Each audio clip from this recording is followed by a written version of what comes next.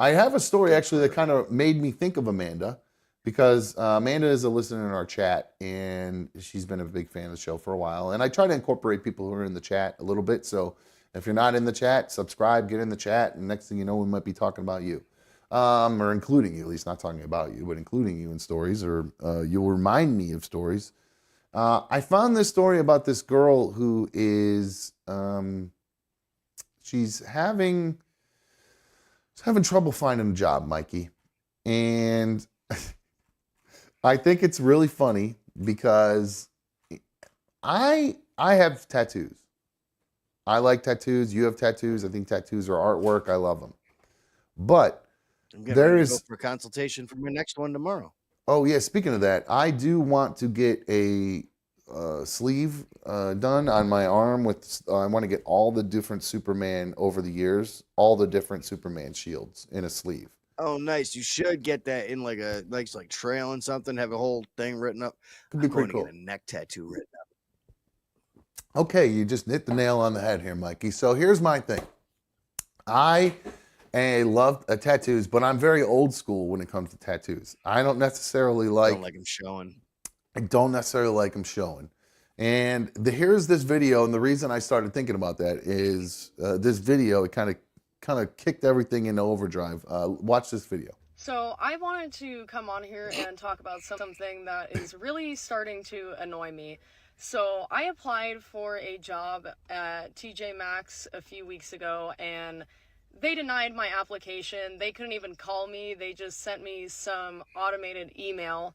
So I went in today and I was like, so what was the reason I didn't get hired? And she was like, oh, like you just like don't have enough experience. There was candidates that had like more experience than you.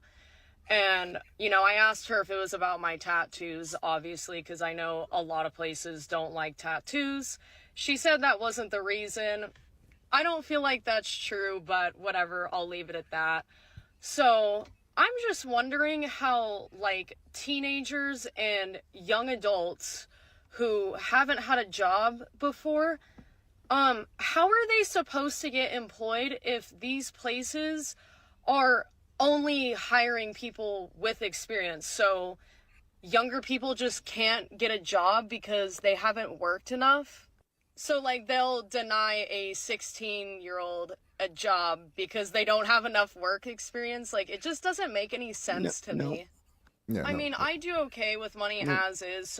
So yeah, I think we can all agree. You got a fucking Satan on your chest, bitch. Yes, that's exactly what I was going to say, Mikey. You have a goat, devil goat, with a Satan tattooed on the devil goat's head, a pentagram, upside down pentagram too, which, you know, just a star basically, but when it's upside down like that, that's the Satan thing. She's got some sort of demonic spider thing on her neck, and then what looks to goes be all the way up to her lips, pretty much. Like the legs of the spider curl around the chin and go up like to both sides of her lip. It's very weird. I mean, not weird. I mean, if you're into tattoos, I mean, they're okay. They're well done, I guess. But she's got the MGK. And her whole fucking forehead is done. Like, yep, she's got, and then piercings around her mouth, major bull ring thing out of her nose. The tattoos on her forehead I actually think those are pretty cool out of all of them, but I don't like them being on her forehead. And that black arm where like she just completely made her arm blacked it out completely. That's just nuts.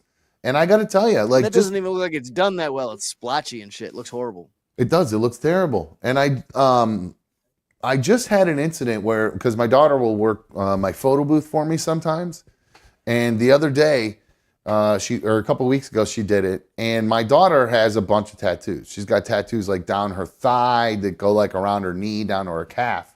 And she had a skirt on that was short enough that you could kind of see her tattoos. And the old conservative in me was like, ooh, I don't know if I like the tattoos showing here at a wedding.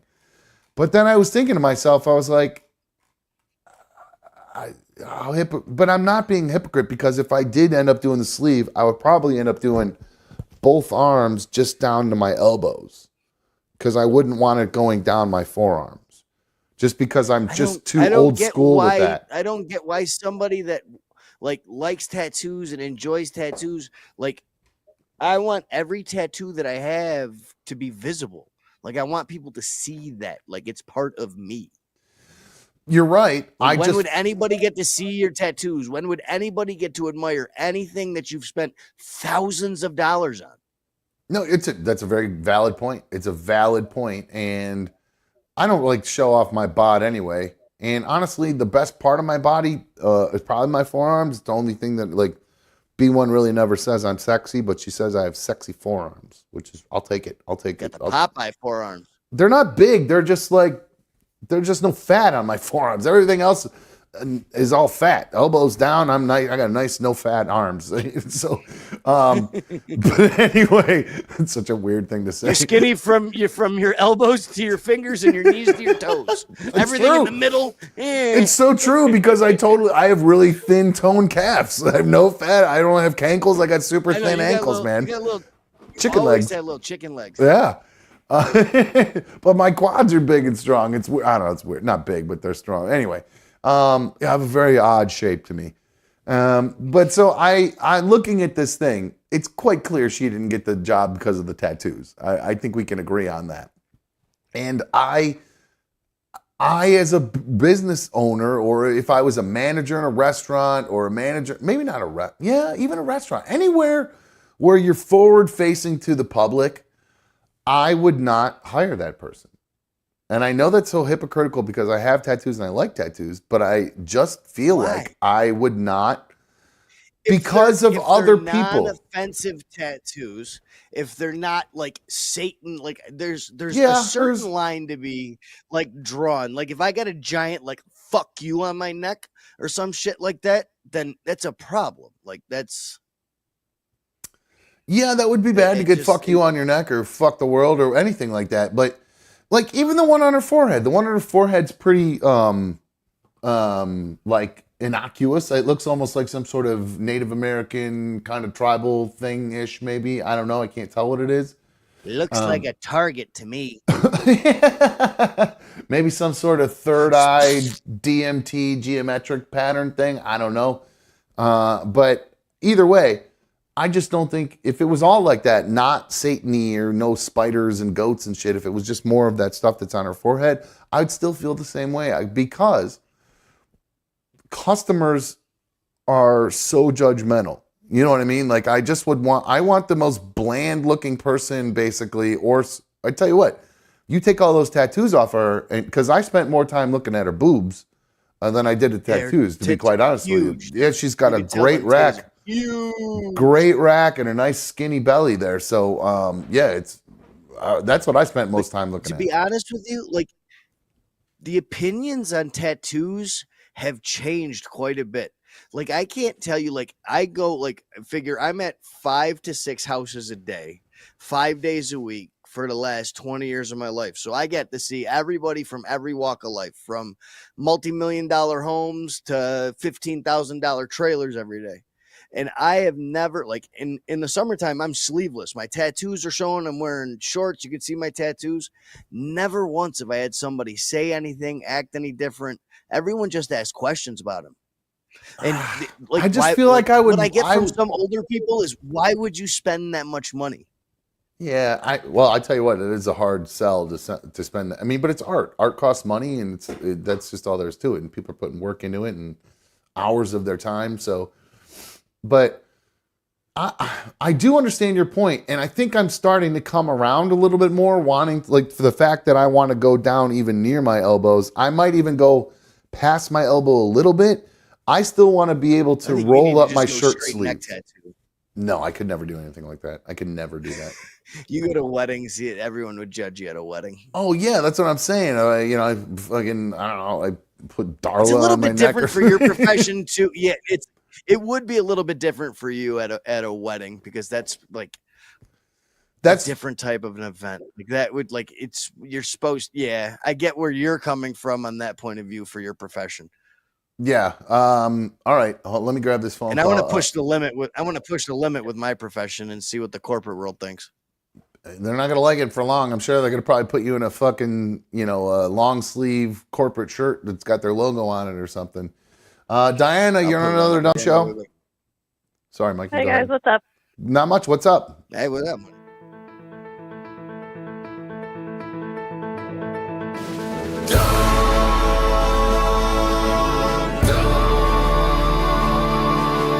It's another dumb show.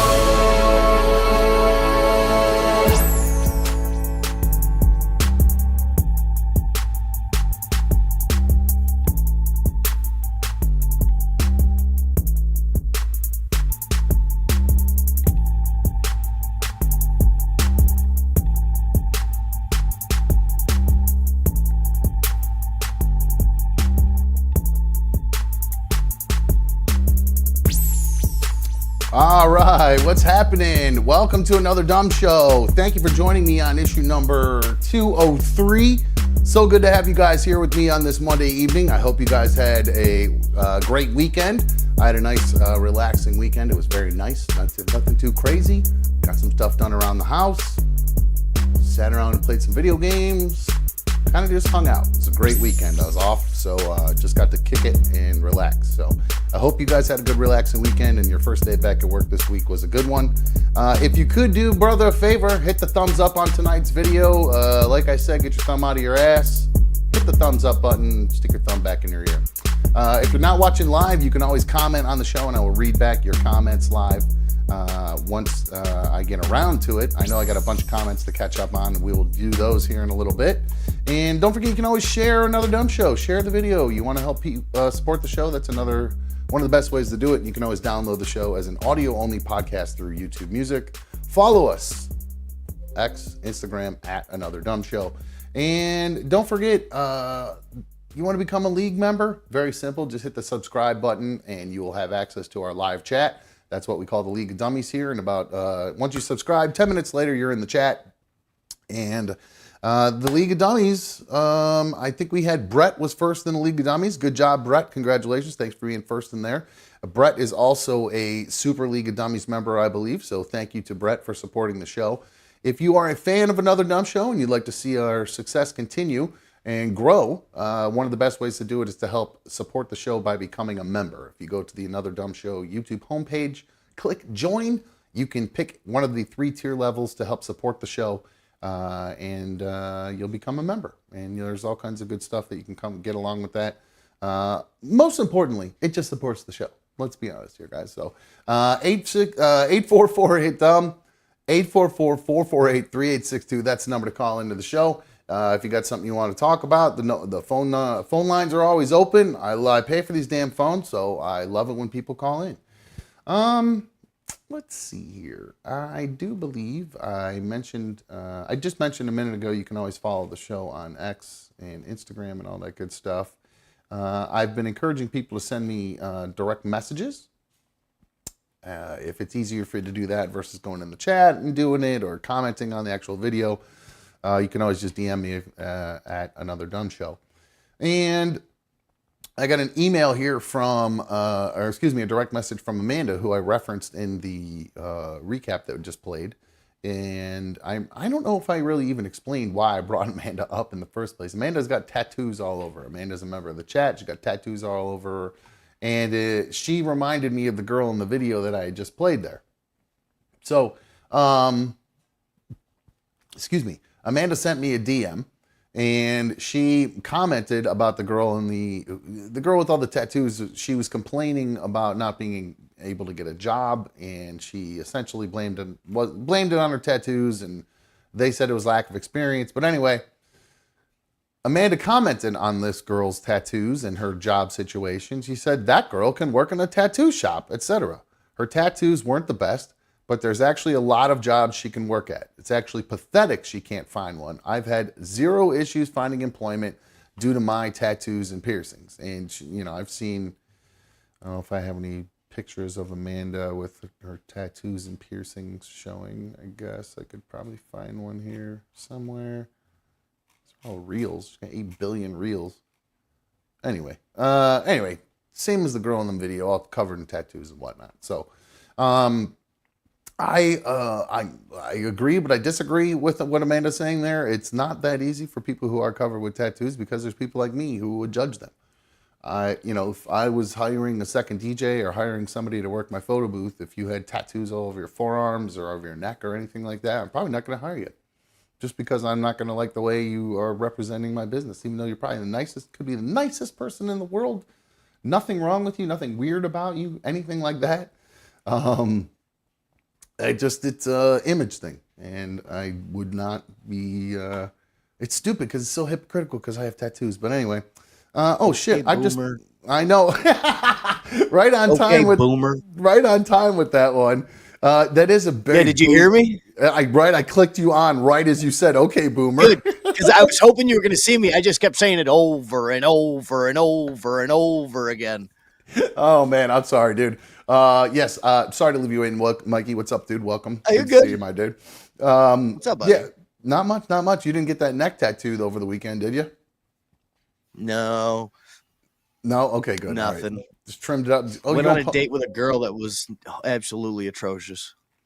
The girl was, or the date was, or both? No, the date was. The girl I've known for a long time. She's like a good friend and everything like that. But she explained like the last 3 months of her life, and hold on. Let's save that. We'll come back and we'll talk about that for a second. Okay, all right. That's how my weekend went. I had a date that didn't go the way it was supposed to. We'll dive into that. I'm super excited for Minnesota sports. Is going great. Okay, that's good. Break out the brooms. They swept up the Phoenix Suns. Anthony Edwards looks like Michael Jordan. That's the word on the street. I think somebody sent me a DM of him doing some crazy dunk or something. I know there was that major dunk he did earlier this year where you kind of posterize somebody like really crazily. Posterized KD twice last night, and then he did a giant 360 windmill in warmups that looked just magical. Well, I'll have to see if I can go find that dunk before the end of the show because I was planning on talking a little bit of basketball before the end of the show, so we'll talk about that. Let's see here. Let me read some of these comments that I have. I have a few comments from a little while back that I never read.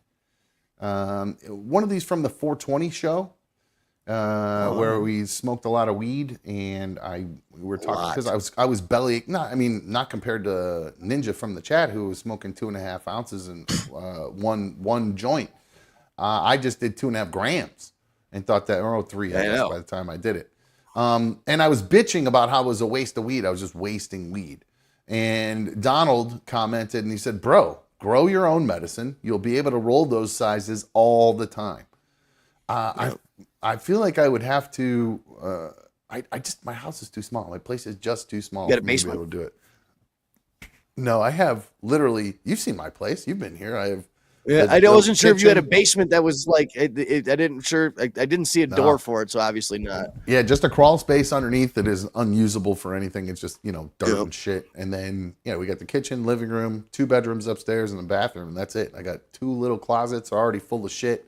I was about to say, get rid of shit in one of them little closets and put a closet tent in there. I probably could do. The closet upstairs in my bedroom, I probably could turn into a little mini grow room, to be honest with you. It's just hard to get to because of the way it's set up. Like there's only access through one entry and then it moves over to the right. So to get in there, it would be kind of, I don't know, it might be a little bit more of to get the exhaust out and the lights to hang. There's no power. It'd be a nightmare. I was just reading about that, and I'm desperately in need of like a hobby for like my free time and stuff like that. And I hate going out in public. I don't like people. So I was thinking of like a hobby I could do at my house. And I was like, man, I got a whole basement that is completely wide open. Like I have nothing down there. It's split into 2 halves. One half's the utility room. The other half is all carpeted and looks nice. And I could just absolutely got a hobby 3 nights a week as of right now. Yeah, absolutely. But like for weekends and like at night, like something I can actually like put my like heart and soul into and take care of. That's a good call, right? Other than cats. Yeah. Well, that's I find a lot of comfort in my cats and stuff. But what about something like cross stitching or crocheting? No. For first off, I'm getting a 3rd cat. After meeting your cats, I need an orange cat, so I'm getting an orange cat in the next month. Well, remember mine are talks with a lady. Mine are buff, not orange. Yours are bigger. Big. Well, they're buff. That's the name of it's the color they are. They're buff cats. There's a difference between an orange cat and a buff cat. Yep. Here, I'll show everybody. Oh, I need to look for a buff cat then. Yeah, hold on. Let me pull up the difference because most people didn't. When I tell them that, they're like, "What yours the are fuck like you talking creamsicle about?" colored. It's not like the bright orange. Yeah. So let me see. Do images of a buff cat. I could probably just show a picture. How about I just show a picture of my own fucking cat? That would probably make sense. Fucking. You gotta have some pictures of yours. I'm retarded sometimes. I swear to fucking God. I love that I can say that word about So am I. myself now. I'm glad that it's back. I'm sticking with it. Sweet. Makes me so happy. Find cat. Well, it was my favorite word forever. I mean, I used it for everything. Okay, so here's a pretty good one. I just got yelled at work for using it. Here's a perfect one. Yeah, not a good place to use it at work. You're on a stupid podcast who gives a shit. But this is Cal, or excuse me, what the hell just happened? What's going on here? Uh-oh, what happened? Did that not turn on? Did I forget to turn that on? Hold on. I think I forgot to turn something on. There we go. Okay, so there is Clark. You can notice that he is like a very light colored orange and a lot of white in there. So there's Clark. And I think I got a picture of Cal here too. Where's Cal? Oh, this is one of my favorite pictures in the world. Cal's busy doing some business. He's in the middle of a busy work call. He's more orange than the other one, though. He is more orange, yes, but he is still defined as a buff cat because if you compare him to our old cat, Brittany's cat, Alani, who she took, Cal and Clark are both much lighter. I'm trying to think, do I not have any pictures of Alani in here? Kidding me? I gotta have a picture of Alani. Come on. Wait, just kitten Alani.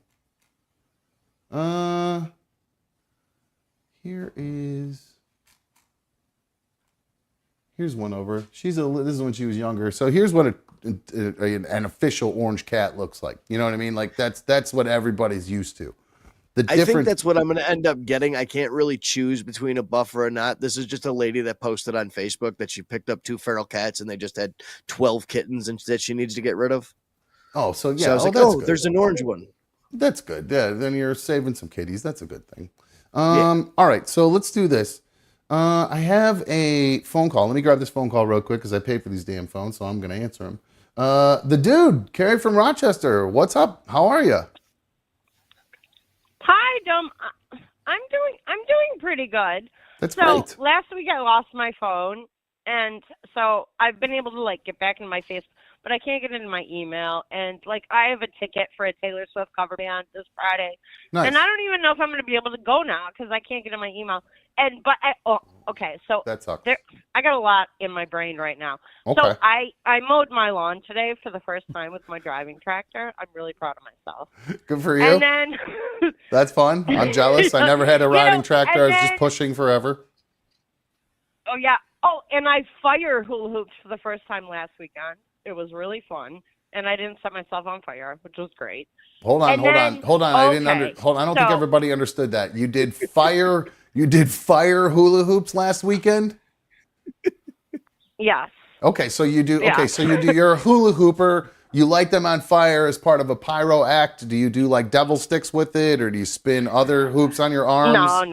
No, I was just like dancing around. I had 2. First I had 1, and then I did it with like 2 little ones. It was really fun.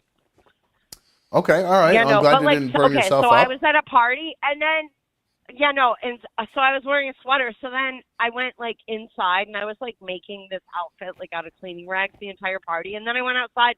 The DJ had gone home. Everybody was gone. But I still made my friend who owned the hoop like light it, and I did it with no one there. So Carrie, you are on one right now. I love it. Okay. Yeah, no, I've had a really it's been a hard day. Okay, so can we talk about a couple weeks ago your show? What about a couple weeks ago? Go ahead. Sure, you say whatever you want. Well, first of all, really, Tammy Fake is your moderator. Like, yes. That made me well, so I don't know. upset. I haven't seen her for a couple days. So upset. Yeah. It doesn't matter. Like, I think she's an evil human being, and she had like spoken to me, and then I was so mad at myself that I even text back to them. Like, I just felt like really upset by that. And then, dude, I just think she's just a liar, and I think you're bamboozled by her as well as Jeffrey. I think you're both just like think you just want to think she's nice, but she's not nice. She's not. Trust me. Well, fair enough. I mean, there's. I understand your opinion, and I'm sure there's other people who. I definitely know there's other people who hold the same opinion as you. But for the most part, she has been very helpful to me in the show and things like that. So I can't hold a bad opinion about because she's only been nice to me for the most part. So we'll and again, okay. Well, yeah, that's great. We'll see what happens. There may be more to the story as we move on, has Carrie. Been nice but... to you. She literally. Okay. Never mind. I'm not going to go into it. She's not nice to you. She like called back into your show and knew you were under the influence. It was like baiting you to say things about your ex job. She's not a nice person. She's a mean person, and she just wants to make herself like relevant, which she's not. All right. But I hope you have a good show, Mike. I'm glad you're back, and you look a lot better. Good for you. Thanks, honey. Look at that. Oh, look at you guys all You're making welcome. up after the big blow up. I love it. Hell yeah. Right on. All right, Carrie, love you. It's great to hear from you. Bye. Seriously. Love you. You're the best. Later.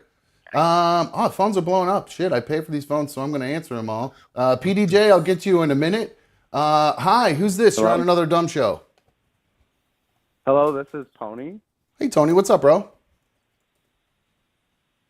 Hello? Yes, what's up, Tony? How are you, man? What can I do for you? You're on another dumb show. You're live, baby.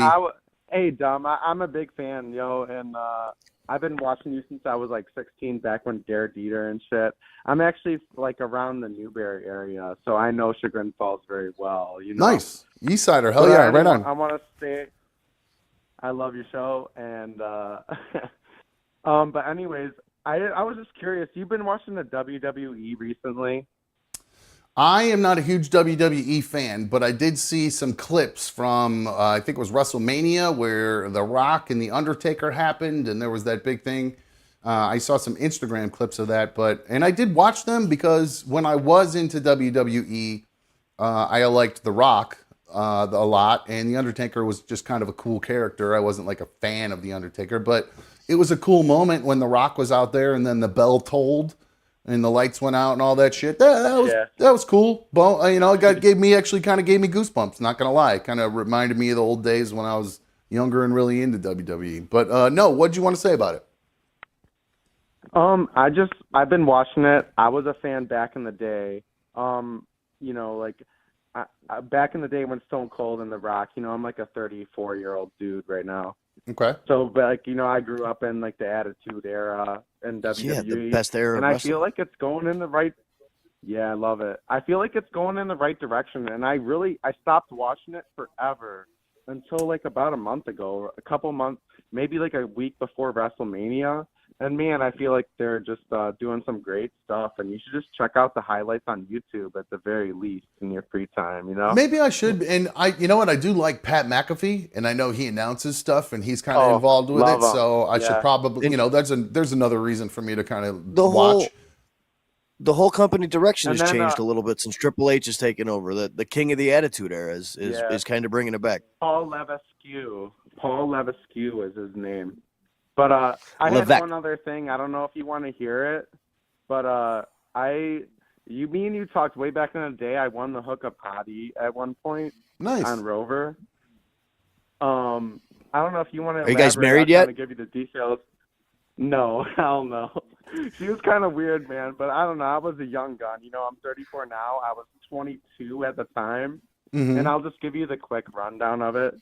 Okay. Like I was landscaping. I was like a pretty unfit dude, you know what I mean? Typical landscaper. I told her I was and I'm going to lie right now too. I told her like, yeah, I'm a plumber, but I like to say I lay pipe for a living. And I think that was the line that kind of got her to like, hey, pick me. Okay. I don't know if you remember that. You screened me and actually.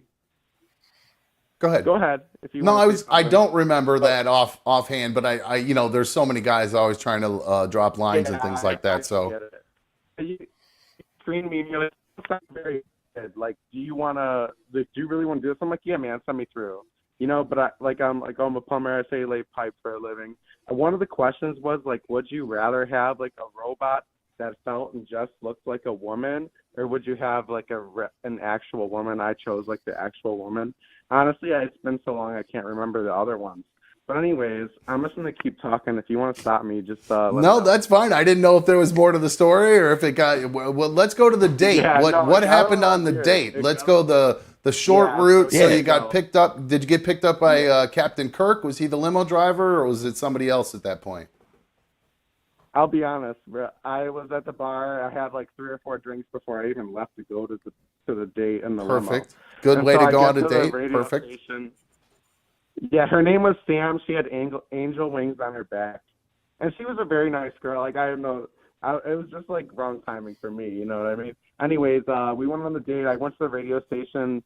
We both were walking in the radio station at the same time, me and the girl, and then the elevator just stopped. So there was like this big awkward time. Anyways, just to fast forward the story, we got in the limo.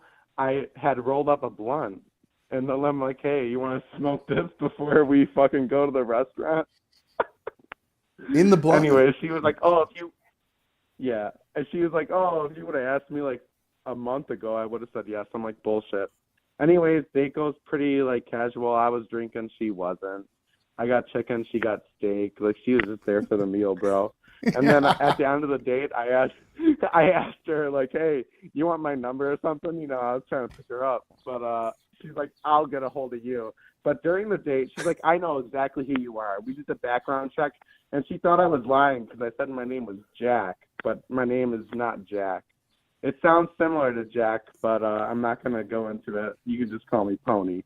But That's basically it. I'm sorry for like holding you up for so long. And, no, you're fine. I'm Baker, I'm just listening to your story, man. It's all right.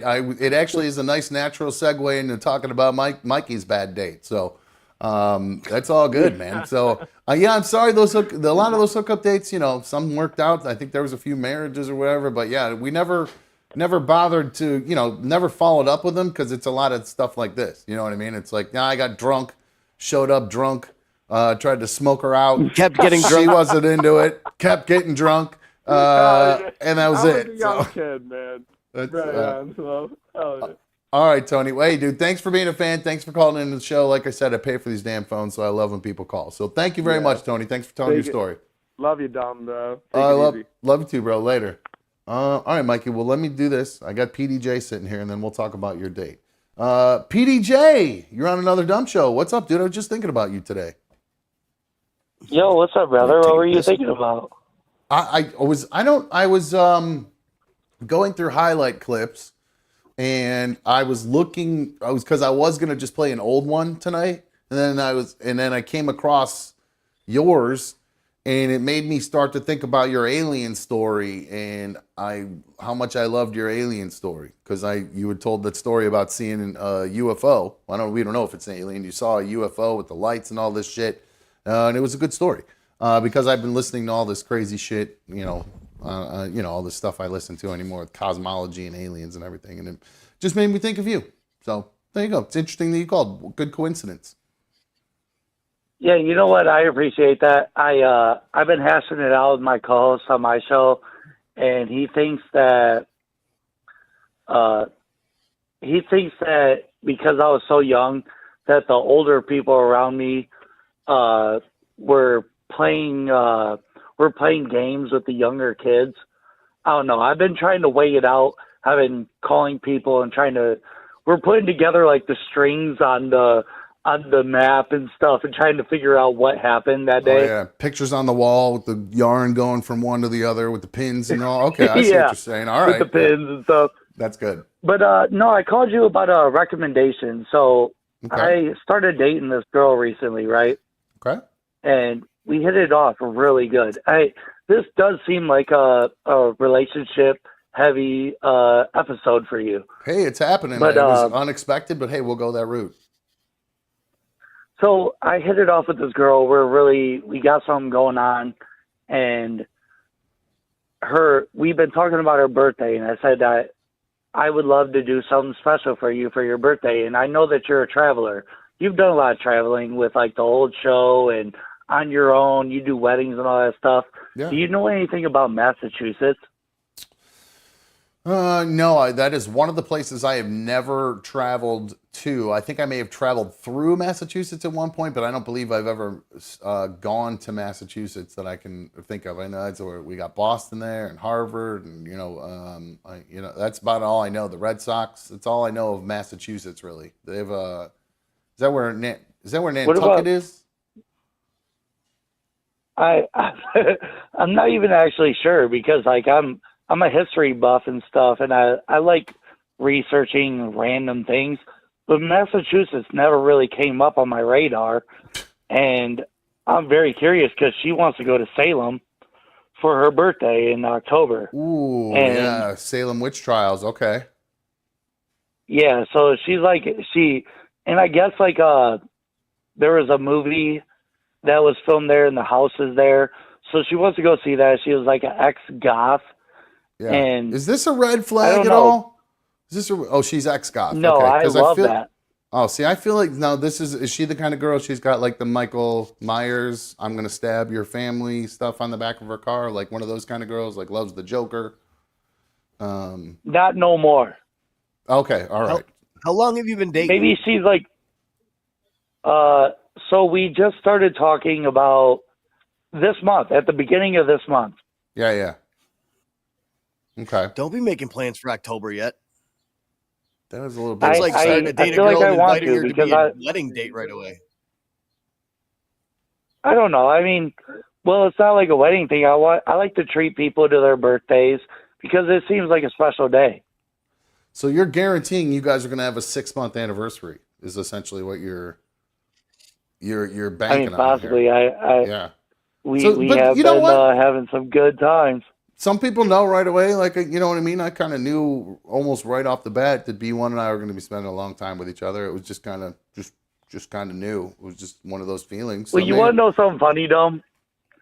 Yeah. When this happened, when I first met her, she first walked up and I was like, no.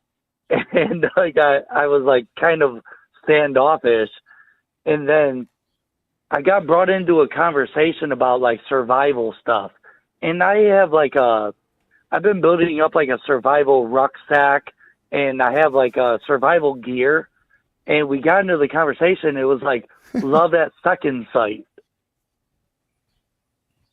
I don't so understand. She's also a prepper. She's got a go bag. What is love at second sight supposed to mean? I don't understand that though. He didn't like her. He didn't like her at first, and then he found out that she was into prepping, and he instantly was like, "Ooh, there's a common ground. Now I like her." Okay, I see. All right. What do you think's coming our way, PDJ? What are you prepping for? Well, I'm not sure. I mean, this country's never been infiltrated with war besides Pearl Harbor. And I think 9/11. I think we might need to start gearing up for that.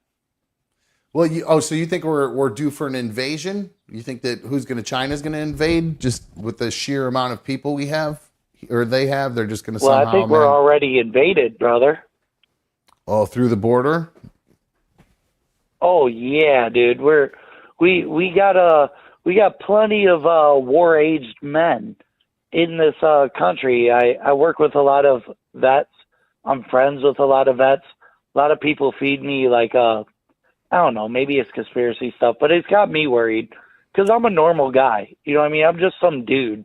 Right. But it does have me a little worried and on my toes. Okay.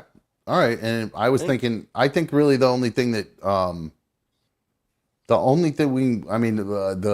thing I'm like really worried about where things could go bad, where you might have a chance of survival, is if there's an EMP and they wipe out the grid somehow. I'm prepared for it. Yeah, for like a few months, and then everybody's going to die for a while. Yeah, we're all going to die. There's going to be mass hysteria. Now I know where I'm no, dude. Oh, it'll be nuts. Unless you got a bunker, an actual bunker, you're fucked. Somebody will come take your shit. Like, I'm done. I'm dead. No, an EMPs knock out electricity, bro. If you're good with water and you got a hunting rifle, then you're good to go. You can just go in the woods and the mountains, and you're good. Mm-hmm. Mm-hmm. I'd come slit your throat in the middle of the night. Yep. Yep. I can't Why wait would you say that to until me, he's Dub? dragging. Well, no, I'm just I can't saying that's the wait way it till would he's work. dragging I that wouldn't. deer out of the woods, and he gets it to the street, and then I'm gonna kill him and take the deer. I'm sorry, I hate to say it like that, but I would be like, all right, I know he's got a gun.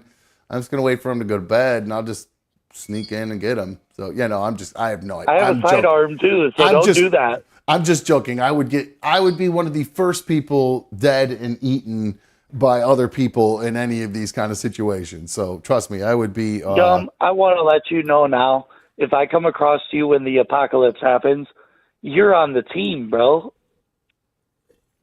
Sweet. I am pretty savage. I would be the one, like, I could cut up a body for you. Like, I'm pretty, I got no problem doing anything like that. I'd be the first one to be eating long pork.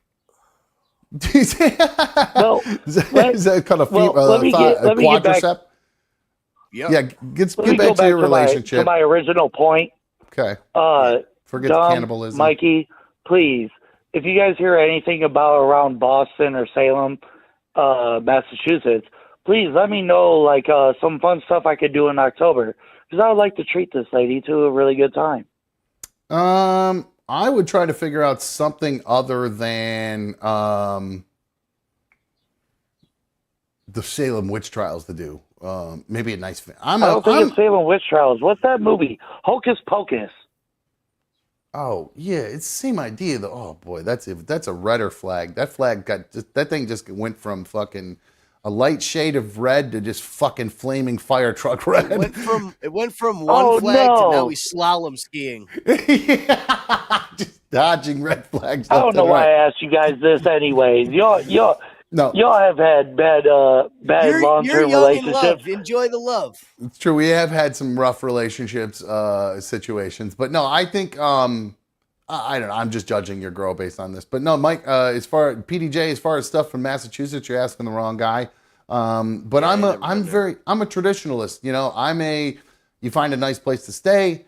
You go find whatever you're going to do during the day. You go out to a very nice restaurant at night, like a really expensive kind of steakhouse kind of deal. That's the whole, that's the plan. Yeah, because like a nice one. I don't mean like Outback. I mean literally where you're gonna dump $400 or $500 on a meal. Like that's. Oh my God! Can I tell you another red flag?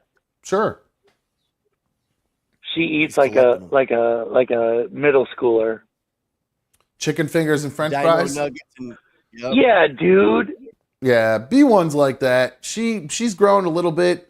She'll eat some teriyaki chicken every once in a while and stuff like that. But yeah, she's the same way. So, but you know what? It's called a cheap date, dude.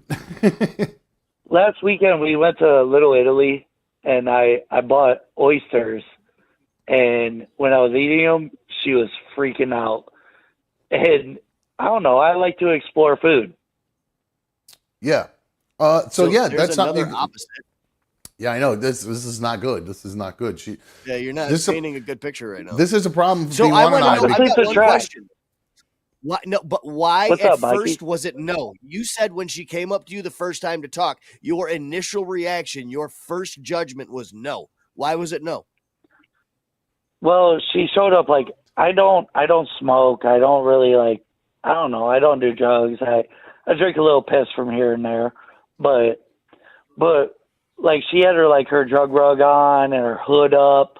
And then when we started talking, I got brought into a conversation about survival stuff.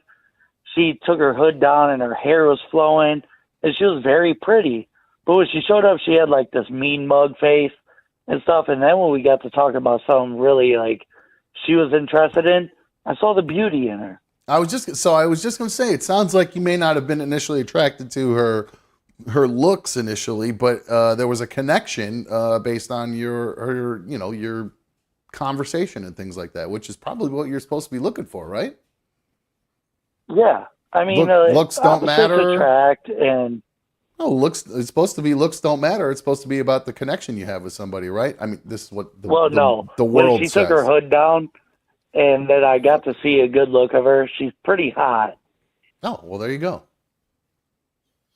There you go. So, all right. So the question, I guess, the main crux of this phone call was, what can I do with her in Massachusetts? Dude. Outside of actual, I don't know, look for concerts around there at the time that you're going to be I'd be there. looking Comedy something at, like, the TD shows. Garden or something. I've tried to go to downtown Boston if you're going to be in Massachusetts. Go Yeah. look at the history in Boston. It's one of the oldest cities in the United States. Yeah, I don't know how far Salem is from Boston, but yeah, that's not a bad idea. Do one day in Salem, you do a road trip up to Boston or whatever. I'm assuming you're driving. Get to a Salem. I nice think that hotel was the downtown. plan. Was I want to hit Boston because it's close, and I know it's a big comedy city, and I've been doing that for about like a year and a half now. So I want to like, Perfect. I don't know. I want to try to explore a little bit of that, but if there's any recommendations, Look for comedy shows in Boston at like the TD Garden, or not the TD Garden. I can't remember the name of the clubs there. They talk about them all the time They on got Rogan it, and yeah. stuff. But I'd be looking at the clubs there and seeing what comedians are in town. You know, if you're going to go to do something that she wants to do in Salem, then she can see something that you're passionate about and go see a Yeah, comedian or if two. it's not booked already, if it's just you're going to that house or whatever, because it's always going to be there. Figure out a time when there's a comic that you like at a certain show in Boston. Wrap it around that. There you go. Yeah. See, God, we're fucking geniuses, Mikey. I tell you what, we know what we're doing. you Here. guys are. I love you guys. All right, Love you PDJ. too, bud. Anything else, homeboy? No, that is good seeing you guys and talking to you again. It's great to talk to you, bro. Holler back. Holla back. See ya. I ain't no holla back, girl. That was gay. Anyway, Mikey, so you, since we're talking relationships here, let's just fucking do it. So this is a girl, you said you went on a date with a girl that you have known for a while. Can you go into a short story how you know her, just like an old friend? Best friends, my best friend's cousin, just kind of knew her over the years, everything like that. She's a diehard Packers fan. I'm a Vikings fan, so we innately like have beef. She actually is like a football fan, knows about football, shit like that. So like we go back and forth really good, constantly like flirt a little bit here and there. You know what I'm saying? Over the years. And she lives about an hour away. We've been talking about getting together like the last like 4 weekends. She bails, I bail, she bails, I bail. And then we finally got together this weekend and we went out to like, we used to go out to Chipotle and get food and stuff like that. So we went out to Chipotle again and got some food, and she was going out to like buy a new car that day. And she just like started talking about like how much she's paying for the car and how bad her credit is. And she started talking about a dude that she was dating or some Instagram friend of hers that she's known for years. And she came out to Rochester to hang out with him. And he's a rapper and he's got a weird ass name. And he brought her to this Coke bar all night. And she was stuck there till 4 a.m. She drove home all shit faced. And then I was like, oh my God, can we just leave? I'm done. Yeah, that sounds awful. That sounds, what is Yeah, like all I of a didn't go sudden? into nothing of like, what are you talking about, an ex or something like that, or like Are who you been you- dating recently? I don't want to know nothing about that. Mikey, something is echoing. Did are your headphones turned way up, or is there another microphone or something else? Like, is your computer? Take your headphones off. Is this and better see, though? Is your computer? No, computer ain't making no noise.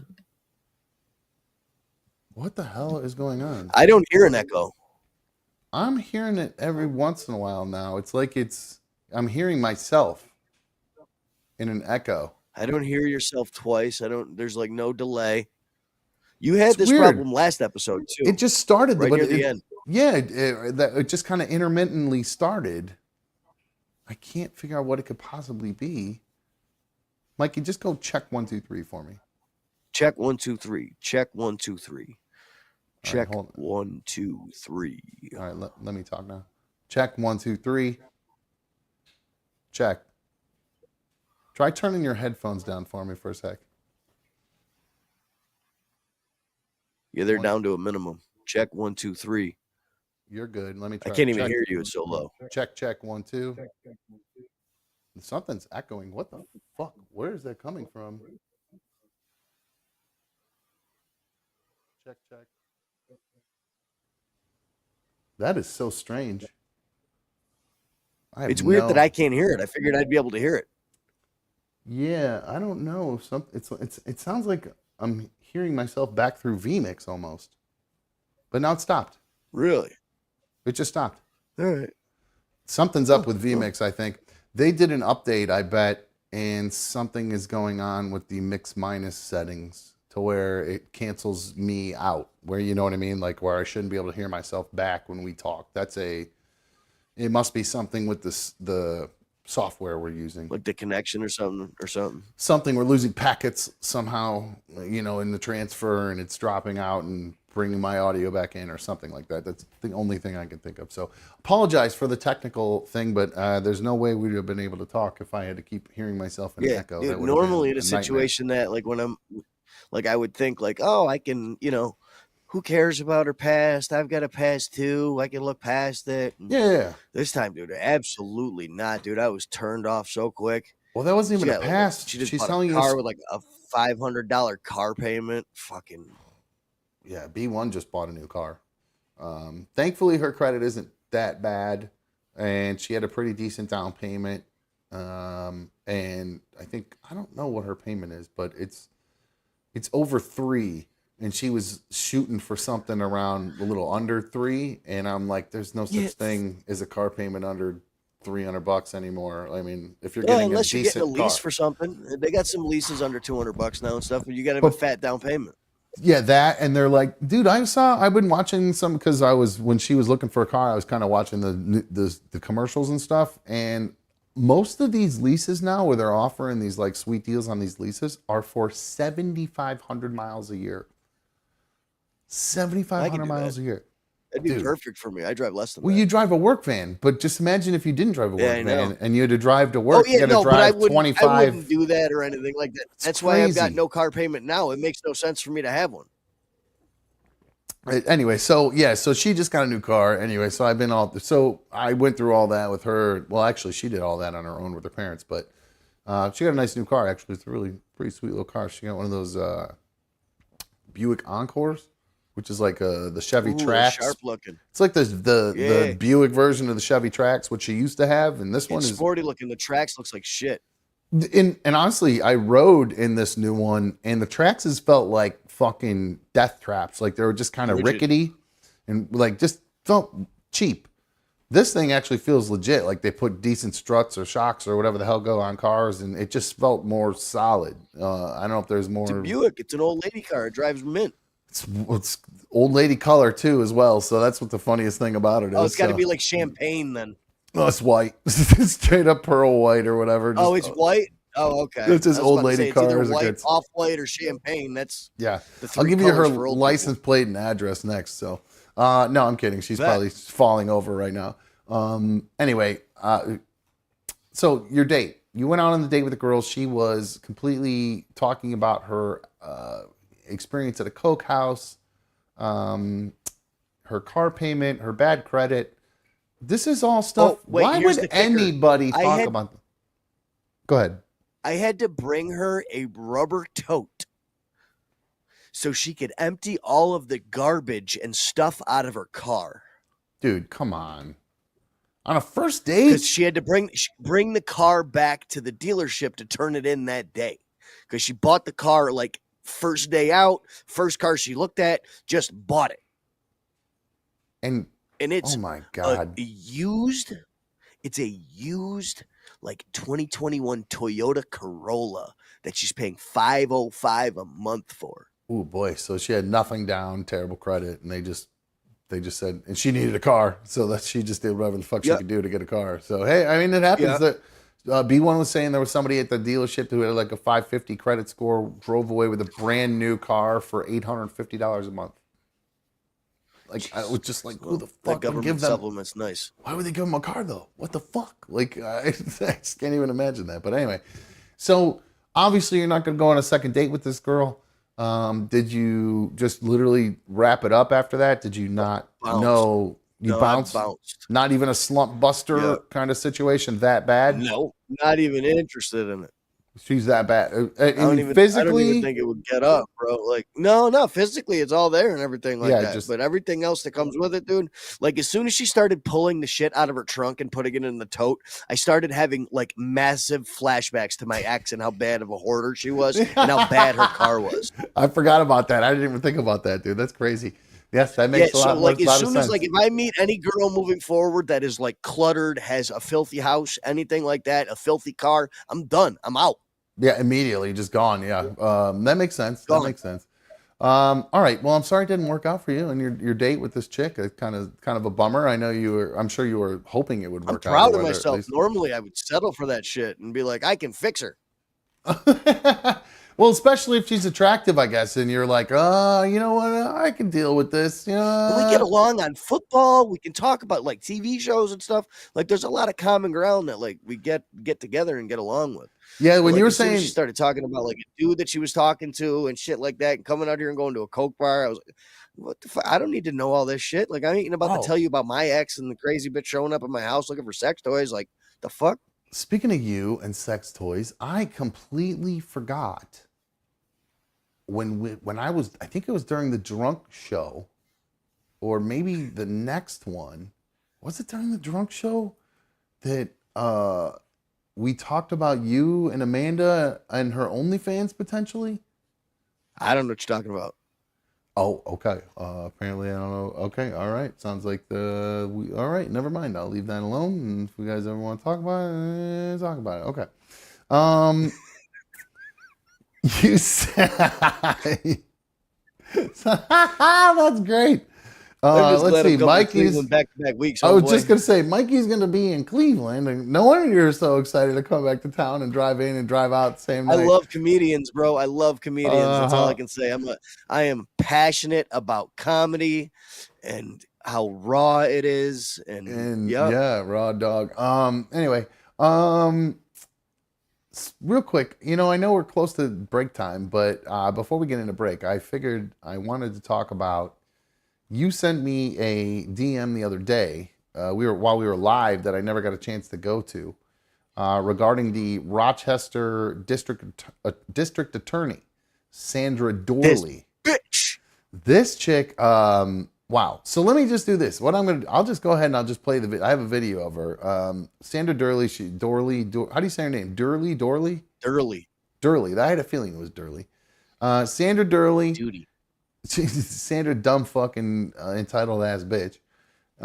She is the district attorney for Rochester. Is it for the city of Rochester or the county? City of Rochester, yeah. So she deals with the filth of Rochester. What's the name of the county you guys are in Rochester? Is it Monroe County. Monroe County? That's right. I always forget that. All right. So she was on her way home from work, I believe, and this happened last Friday is when we talked. I think it was this Thursday or Friday. It was like that last happened. Wednesday or Thursday it happened, and then I sent you the clip on Friday during the show. But it's Okay. definitely like 10 days ago. So this was in a suburb outside of Rochester called Webster, New York, and I believe we've been to Webster for either a car dealership when I was on the old show. I was either for a car dealership or Man, really? is there a sex toy place maybe in Webster? Oh, Joe, I or- bet you went out to Show World in Ontario, which you have to go through Webster to get to. Okay, either way, I feel like I Right on 104. It's like pretty much on the Webster border, but yes, I'm Either guessing that- you went to Show World out there. I just remember Webster, so I feel like I've been there, or maybe just enough people called from Rochester. that I Webster, remember where life's Webster. worth living. Is that their slogan there? Very nice. Okay. Well, also the RTS city buses don't go to Webster, so it's a relatively all white county. Well, that was one of the all-white town. things I was getting ready to ask is because she's the Monroe County District Attorney, so I had a feeling I'm sure she's making some pretty decent change, being the district attorney there. And I was wondering, $500,000 house where she lives. so wait a minute, the buses don't go to Webster just essentially to keep urban people out of Webster. It's just too far away. You have to go all the way over the bay. It just don't do it. It like Gotcha. stops right before the bay. I mean, they should go there, though, right? I mean, are you saying that? Yeah, they should go. I'm sure they go farther the without other a doubt. way into the other, into the worst neighborhoods. But okay, that's interesting. Well, that was a big deal when I was a kid. Actually, I remember when the RTA came to RTA is called the Rapid Transit Authority. That's our bus system here.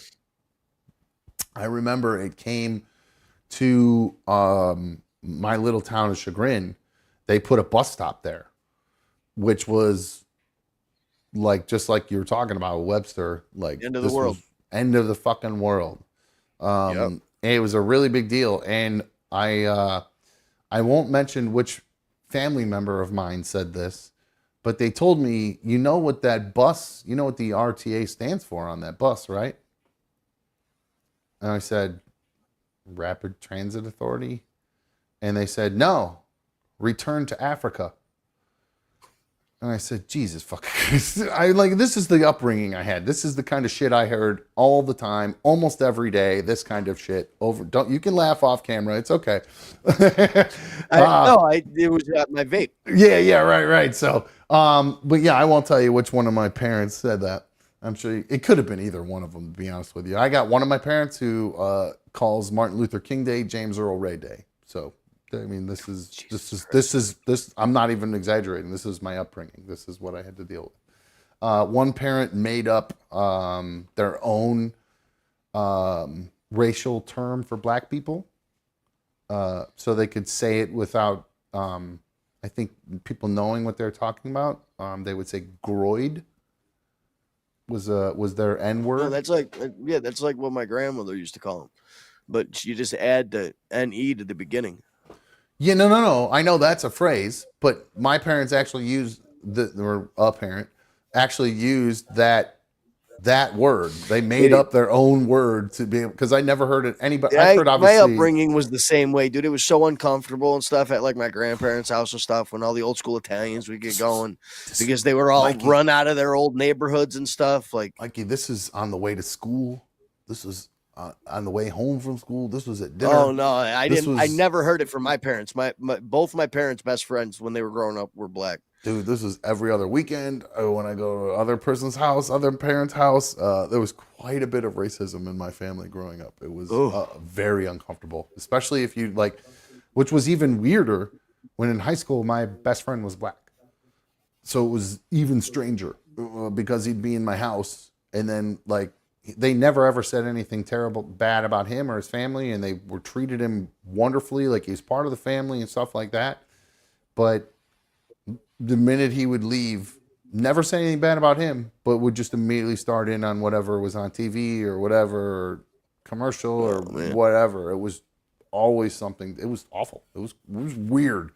It was weird when you don't feel that way whatsoever to witness it. Yeah, exactly. Like I remember being a young child and being uncomfortable at my grandparents' kitchen table. Like what? Like why are we even talking like this? Like I never picked up on that like drift in school. Like I never heard that before. So this was like completely new speech and everything for me, and Italian phrases, and like I was like, hey, like you guys got it. Like this is ridiculous. Yeah, and where I grew up too, and it's funny because I have another. I know we're talking about this DA, but I actually came across another story in my prep. There's a town in Texas that is. Where did that story go? The headline go. There is a town in Texas that has essentially seceded from the black neighborhood that's next to them. And they're creating their own city that's all white people. Damn it, where is this story at? Son of a bitch. Trump, Clinton. How did I lose this story? Oh, how frustrating. Anyway, it reminded me of Chagrin. There's this town in Texas that's essentially segregating the black people. In one city, they're going to create their own city that's all basically white. I don't know how the fuck they're able to pull this off legally, but it reminded me where I grew up in Chagrin. It's all white. And then next to Chagrin, there's this place called The Park, which is where all the black people live. I mean, I'm not exaggerating. Literally like 150 feet past the line of Chagrin is a little place called The Park, Chagrin Falls Park. And it's literally where all the black people live. It's the weirdest fucking thing, dude. I just realized, like, my whole life living in the town that I live in right now, that I live on like there's an east and a west part of my town. And I just realized, like, after living on the west side of town for like the last 3 or 4 years. Wait a minute. If you're about to say that I didn't know that East Rochester was its own city, and not just the east side of Rochester. Oh no, The East world- Rochester is its own city. It's an old, tiny okay. little Italian town away I from the thought city. that's okay. No, never but mind. Go ahead. I'm like, yeah, I'm not going to give my town away or anything like that. But there's an East Road and a West Road, and I just realized all this. Like, I've been living on this side of town for like 5-6 years. I live in the like Asian capital of Monroe County. Is that why you eat? You have a lot Like, of you good drive food up and around down the there? West Road, there is like multiple. Like, there's a gas station that just opened up on the corner of my street that sells kebabs and Chicago style deep dish pizza. That's weird. That's a new thing with gas stations. There's a bunch of gas stations around here that are selling food now too. That's a big Yeah, thing they're around here. delis. It's like a deli, Yeah. but there's literally, you go up and down the road and it is nothing but Asian restaurants. And I just realized when I was driving like the other day when it's real nice weather out, like everybody, like there's no white people that live in my neighborhood. It's all Asian people. You fuck with pho? I love pho. Oh hell yeah, dude. Love sushi. I live in the perfect spot. That's what I'm saying, dude. What are you talking about? You're in a good spot then. I'm just realizing it that like there's a conglomerate of all people that all from Asia that live like right here. Awesome. Well, and maybe you find yourself a pretty little Asian lady then. Maybe start going to the restaurants and get yourself a pretty little Asian girl. But anyway, so back to Rochester, back to Monroe County. The upstate New York district attorney, her name is Sandra Durley. She's been taking some heat the other day after police body cam footage came out about her encounter with a police officer from Webster, New York, where she was caught speeding. Here is the interaction with the DA and a police officer in Webster, New York. Didn't stop at all. Did you not hear my lights or sirens or anything? No, I didn't actually. I was on the phone. Okay, well, you're not supposed to be on the phone while you're driving either. Yes, I am with the hands-free. Absolutely. Okay. Why are you so upset at me? I'm doing my job. You just admitted to me that She's you were calling going the chief of 55 and a police. 35 on Can you Phillips please tell Road. him to leave me alone? It's Officer Christopher. Christopher. Can you stay over here, ma'am? This No, is a I'm traffic. not This is a staying this over is a here. legal traffic stop. Do you have your Oh ID? my No, fucking it's in my god. purse. Here. You have your purse right there. No, this is my lunch. Would you talk to Dennis? I'm the one who prosecutes it. Okay. Oh, wait, hold on. Why did Skip there? What happened right there? It And that only Skip, picked- do you it know? only picks out clips. Like the police body cam footage of what happened for that one officer is 29 minutes long. Oh, really? Yeah, and then 3 other officers show up. They've got body cams on each one of them. A supervisor showed up. The chief showed up. Like, All right, she well, made a giant hullabaloo. let's continue then with this guy. Maybe we'll see some of that because I actually didn't watch the entire thing. I have a shortened version, but okay, we'll talk more about it. You know what I've been dealing with all day? 3 murders in the city. And do you think I really care if I was going 20 miles over the speed limit? Okay, I'm just doing my I would job. get If in you front of pulled, the- if you What makes her fucking special? Because she has a hard job. Exactly. Everybody has a hard job. I mean, not me. I don't have a hard job, but there are plenty of people out there who have much hard, digging ditches all fucking day long. Mikey's fucking taking a shit in the back of a van in between fucking jobs, and this girl's What complaining about happens her if job. you or I are getting pulled over 2 miles from our house? We ignore the sirens behind us. We pull into the neighborhood, pull into the driveway, pull into our garage, get out of the vehicle and walk into the house. Are we not getting tased or dragged out of the house? If you make it into the house, I actually wonder what would happen. What would happen if you make it into the house? She walked into the house. Kal-El, no. Did he follow her in? Because I don't believe. No, he kept telling her, do not go into the house. Do not go in the house. All right, let me play this then. Let's go a little further. pulled over when you saw my lights, which obviously you did. I thought you were going somewhere else because I thought no one would ever pull a black SUV if you ran my plates. I If didn't run had- your plate. I just called your plate out, and then I'm following you because you're not stopping. All right, bye.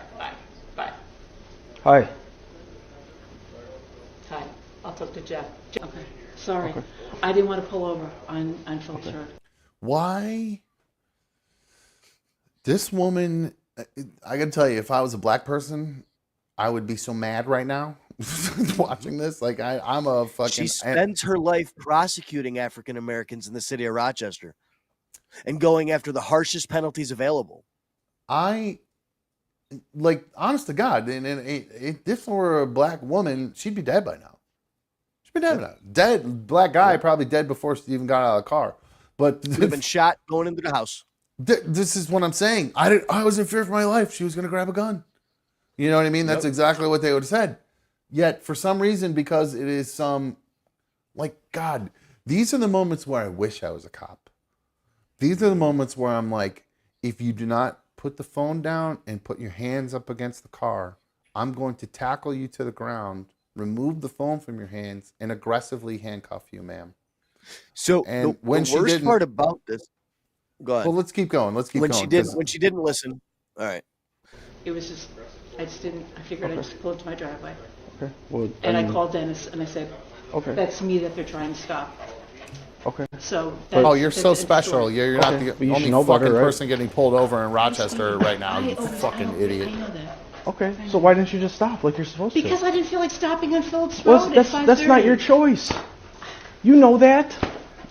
Well, I made it my choice. Okay. Well, now you made it a bigger deal than it needed to be. It's a really bigger deal. And when people start coming, it's a much bigger deal. Well, you caused that, Sandra. Well, what do you want us to do? Not do our job because it's you? No. You broke another law because of that. Oh, why did I Right? want to hear? Like, she evaded the police. I can take her into custody. He goes, I don't want there to be retaliation, so I don't know what to do. This is what the dude said on the body cam. And what he ended up doing, he ended up just giving her a speeding ticket. No evading, no nothing. Oh my But God. on the bright side, been following the story. She issued an apology on Friday. I actually she have issued it. another one this morning. Hold on, let me play her Governor of apology. New York Hang- is asking for her to resign right away. Oh God, that's fucking great. Oh, I love it. She's That lady, losing her job of 33 that years. governor of New York is a no nonsense ass bitch too. So she does not play. Yeah, that I hate shit her like that. normally too. I know. I mean, I can understand it. Like, especially, I love my favorite thing she ever did was when they put the drones along the border and said, "Oh, we're just looking for sharks. No, it's got nothing to do with drugs or terrorists or anybody else coming you're along the cutting border." out bad.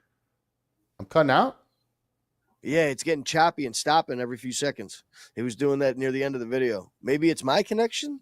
I bet it'll keep. I think it might catch up. It said it was a little wonky for a sec. I think it might catch up. Stream health. Okay. Stream is healthy. So I I think just want to it'll make catch sure up. we were able to hear you when you were talking about it. That's all. Gotcha. I forgot what I was saying now. Shit, I totally forgot what I was saying. You had the apology video. Oh yeah, let's do that. Let's just play the apology video. I think I was going to say something else, but I don't remember. So we'll just go ahead and play the apology video. Here is Kathy, Rochester the DA. drones at the border. Oh yeah. The governor of New York, when she put drones on the border in New York, she said that it was to keep track of the sharks. So there weren't so many shark attacks. Like, just like the fucking dumbest thing I've ever heard in my life. No, you're clearly keeping track of, boats coming in and what's going out, and like, what the fuck? How fucking dumb do you think we are? Yeah. I'm not a conspiracy theorist either, and that's just, to me, it's just like, who the fuck do you think you're fooling? Give me a break. Anyway, so here is Susan Durley giving her apology for what she did a couple weeks ago, last week. Last Monday, I failed you and the standards that I hold myself to, and for that, I am so sorry. What I did was wrong, no excuses. I take full responsibility for my actions. I fell short of the values I've held for my entire 33-year career. I didn't treat this officer with the respect that he deserved. All police officers deserve respect. I am truly and sincerely sorry. I had just come from work. I was dealing with 3 homicides that occurred over the weekend. I watched a video where an innocent cab driver was executed, and I was still reeling from a frightening medical concern that my husband received that afternoon. But we all had bad days and stress, and it was...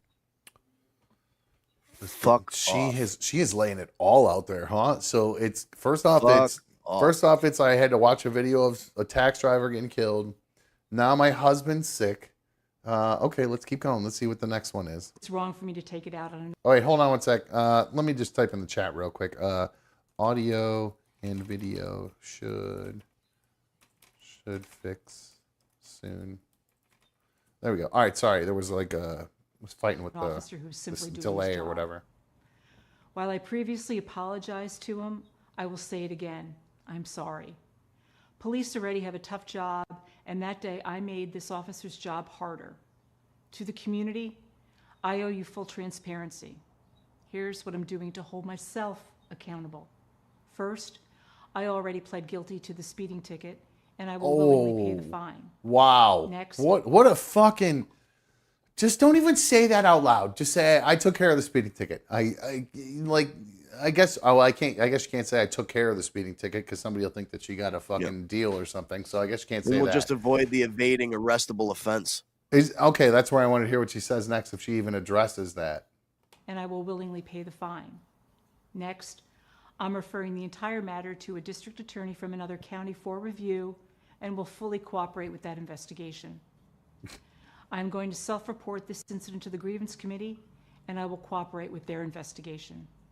Finally, if one of my assistant district attorneys had acted this way, I would have disciplined them. So I'm disciplining.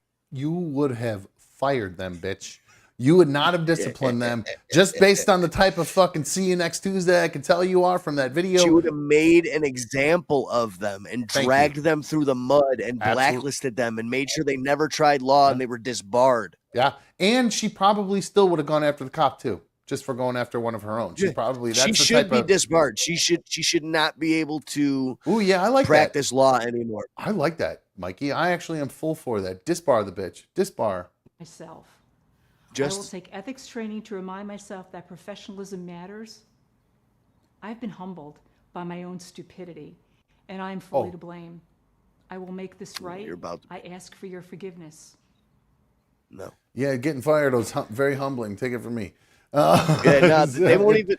Just takes you a few years usually to run off. They're going to make her quit. What? Say that again. I talked over you. Go ahead. He said they're not even going to fire her. They're going to make her quit. She's going to resign. Why? So they don't have to pay her? Yeah, they'll give her a little settlement. They'll pay her a little bit out and just send her on her way. That'll just be it. Or I mean, they can just fire her straight up. I hope to God this goes further than that and she gets disbarred. I really fucking hope she does. You know what? Should not be. I hate adjudicating the law in any way. I hate the idea of people having their livelihood taken away. But when you are in somebody who, and I talk about this all the time, people who are in position of power need to be holding themselves to a higher standard.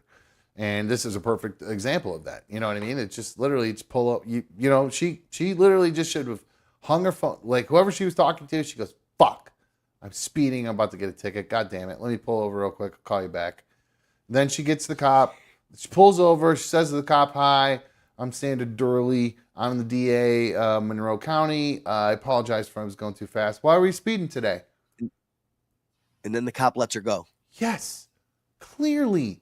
All done. You know what I just saw? I know. I'm sure you can relate to this. I watched. Are you familiar with the story of the cab driver who got stabbed to death? I just happened to watch the video of it today, and I'm sure you could relate to that. And my husband's sick, and and maybe let the waterworks start going a little bit, and then you're fucking next thing you know, the guy's like, oh, Sandra, oh, okay, well, you're doing our work. You're out there putting away the bad guys that we bust every day. So, Sandra, I'll actually escort you home. Make sure you make it home safe. I give you a warning. Just literally, that's exactly how it would have fucking gone. Or you just, if you live in Webster, which contest. Well, if you live in Webster, where you described as a wealthier neighborhood, you just pay your fucking ticket. You go home, pay your ticket, and that's the end of the fucking story. But who knows? Maybe she's a serial speeder. She's got a pile of fucking her insurance points are going to go up. Who knows? Maybe who knows what drives people to do the weird shit that they do, outside of being a completely entitled bitch. I would say that would be probably. Dude, if you watch the full 29-minute body cam footage, dude, it is such a more vivid picture of how rotten this woman really is.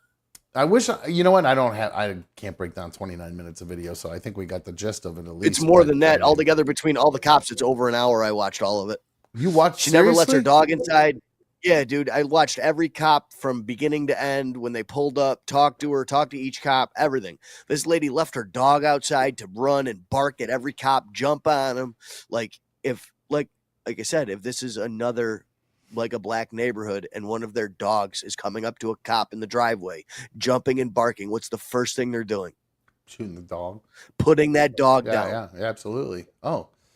Speaking of dogs being put down, God, what a nice natural segue you created for me there, Mikey. And literally the next story I have to talk about is about a dog being shot. Have you heard this story about Trump's potential vice president, Christy Noem?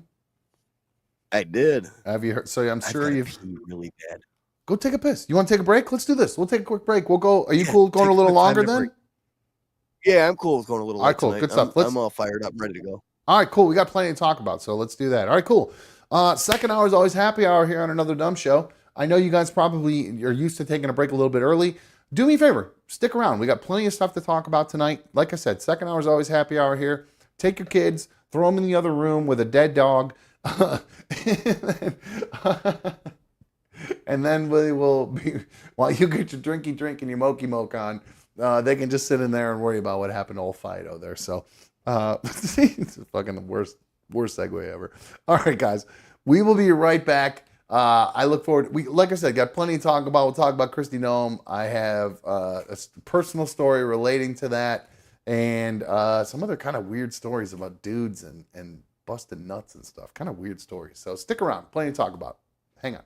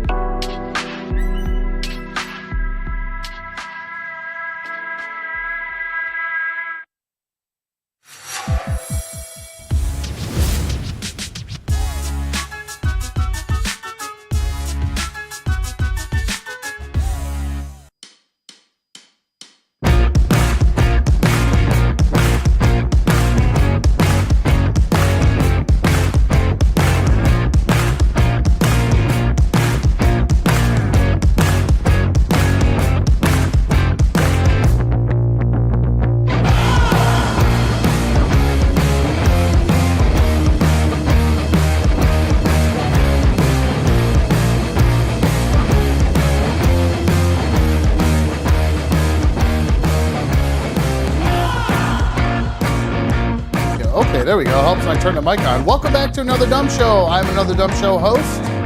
So good to have you guys with me. All right, issue number 203. We are in the second hour of it. Appreciate everybody that hung on through the break. Those of you that left, go fuck yourself. No, I'm just kidding. Hopefully you'll come back. Real quick, before we bring Mikey back in. Actually, we can just bring Mikey. What's up, Playboy? How you doing? Hello. Did you get a good piss in? I did.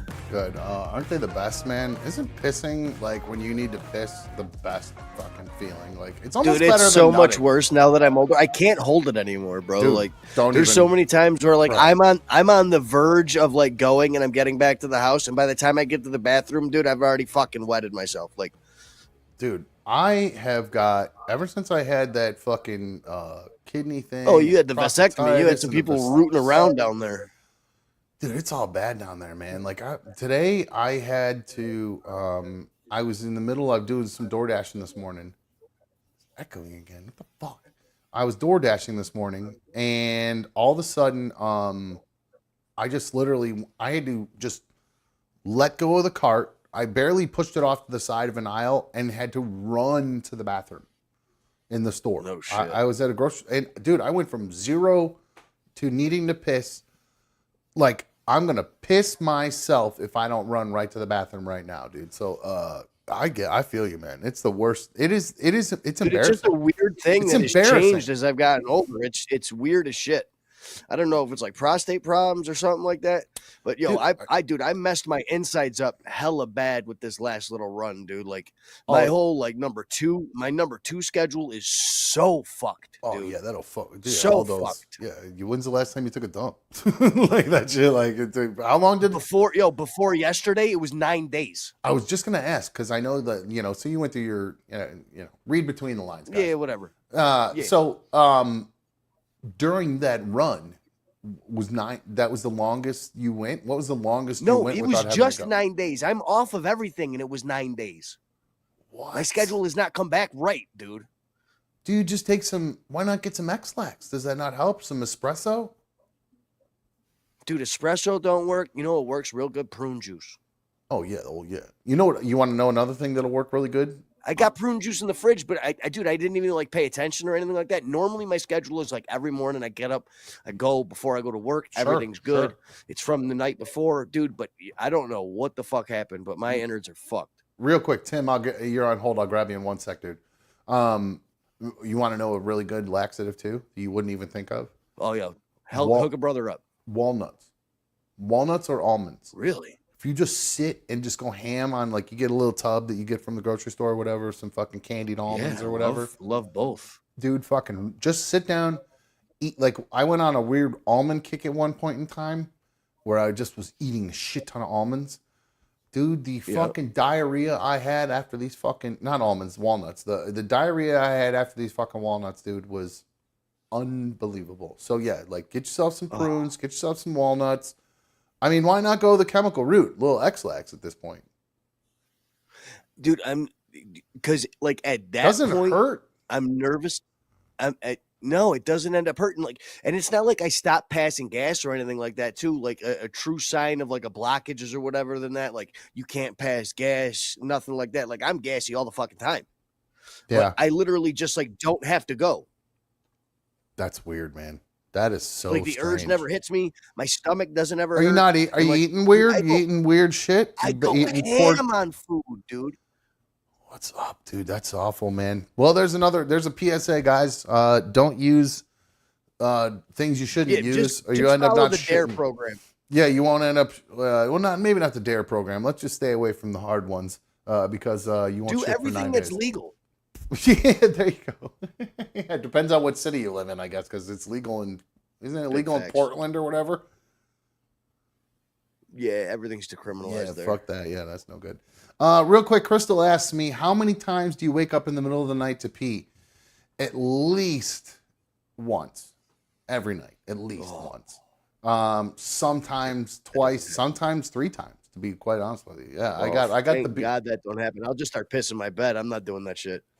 Yeah, no, so like I've been honest in the past, like, so I was going, I don't know if it was psychological or physical because I'm getting older or whatever. But like I had to get some D pills, right? Because it just like there were times it just stopped working. Like I don't know if it was because when B1 and I were going through our shit or whatever,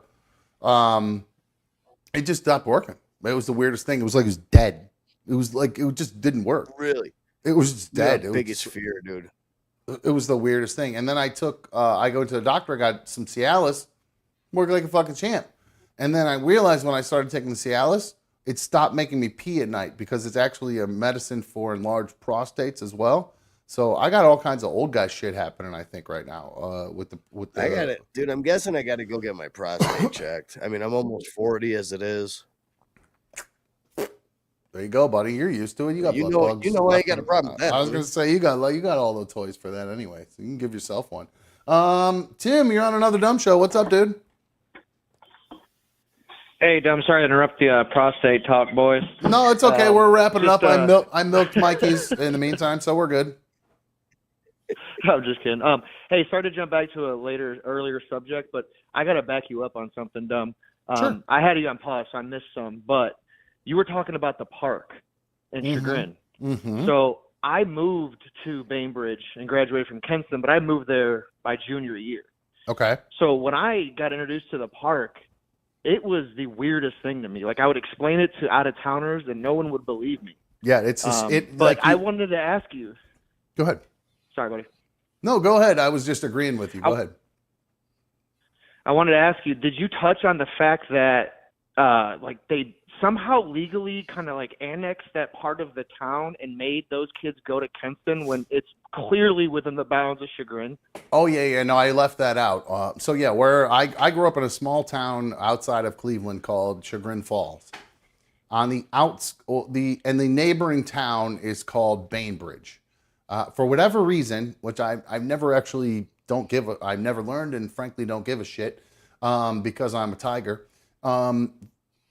Bainbridge calls their high school Kenston. I don't know and I don't care why. It just kind of sums them up in a nutshell. Anyway, so Chagrin's, they're rivals, obviously. You can tell by the way I'm talking about them. They were our natural rival. My whole life growing up, just like I was indoctrinated to racism from my parents, I was indoctrinated to hate Kenston. It was just pounded into my head. Hate Kenston. It's the worst place. The people are terrible there. Like it was just pounded into my head.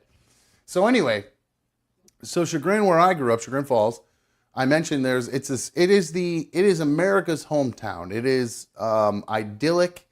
There's a waterfall flowing through the middle of the town. I mean, it's literally one of the most beautiful little villages you could grow up in.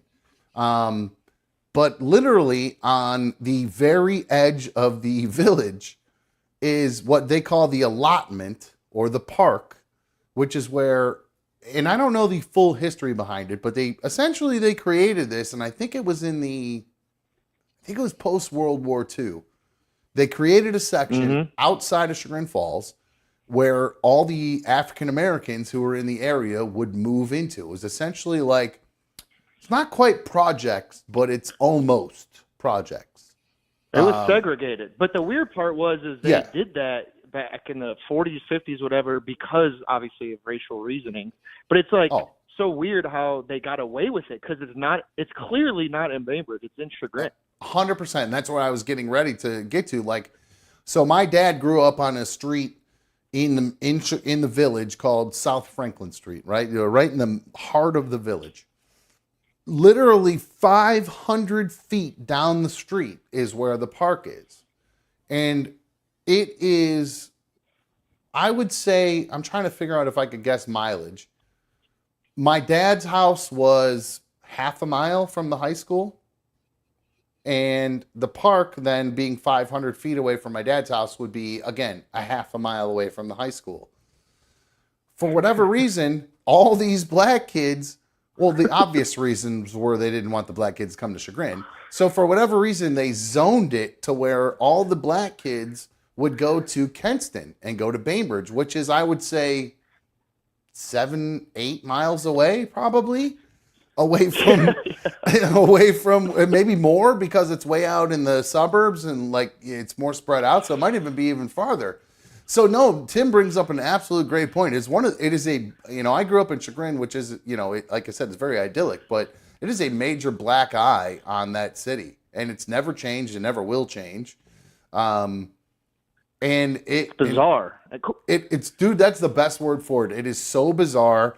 Everybody knows, like, you want to go get crack, go to the park. If you want some crack, you can go to the park. You want pills, you go to the park. Shit goes down there. Yeah, Mikey perked his head up. Mikey was like, "Wait, what? Where's the park? Is it by your house? By your house, dumb?"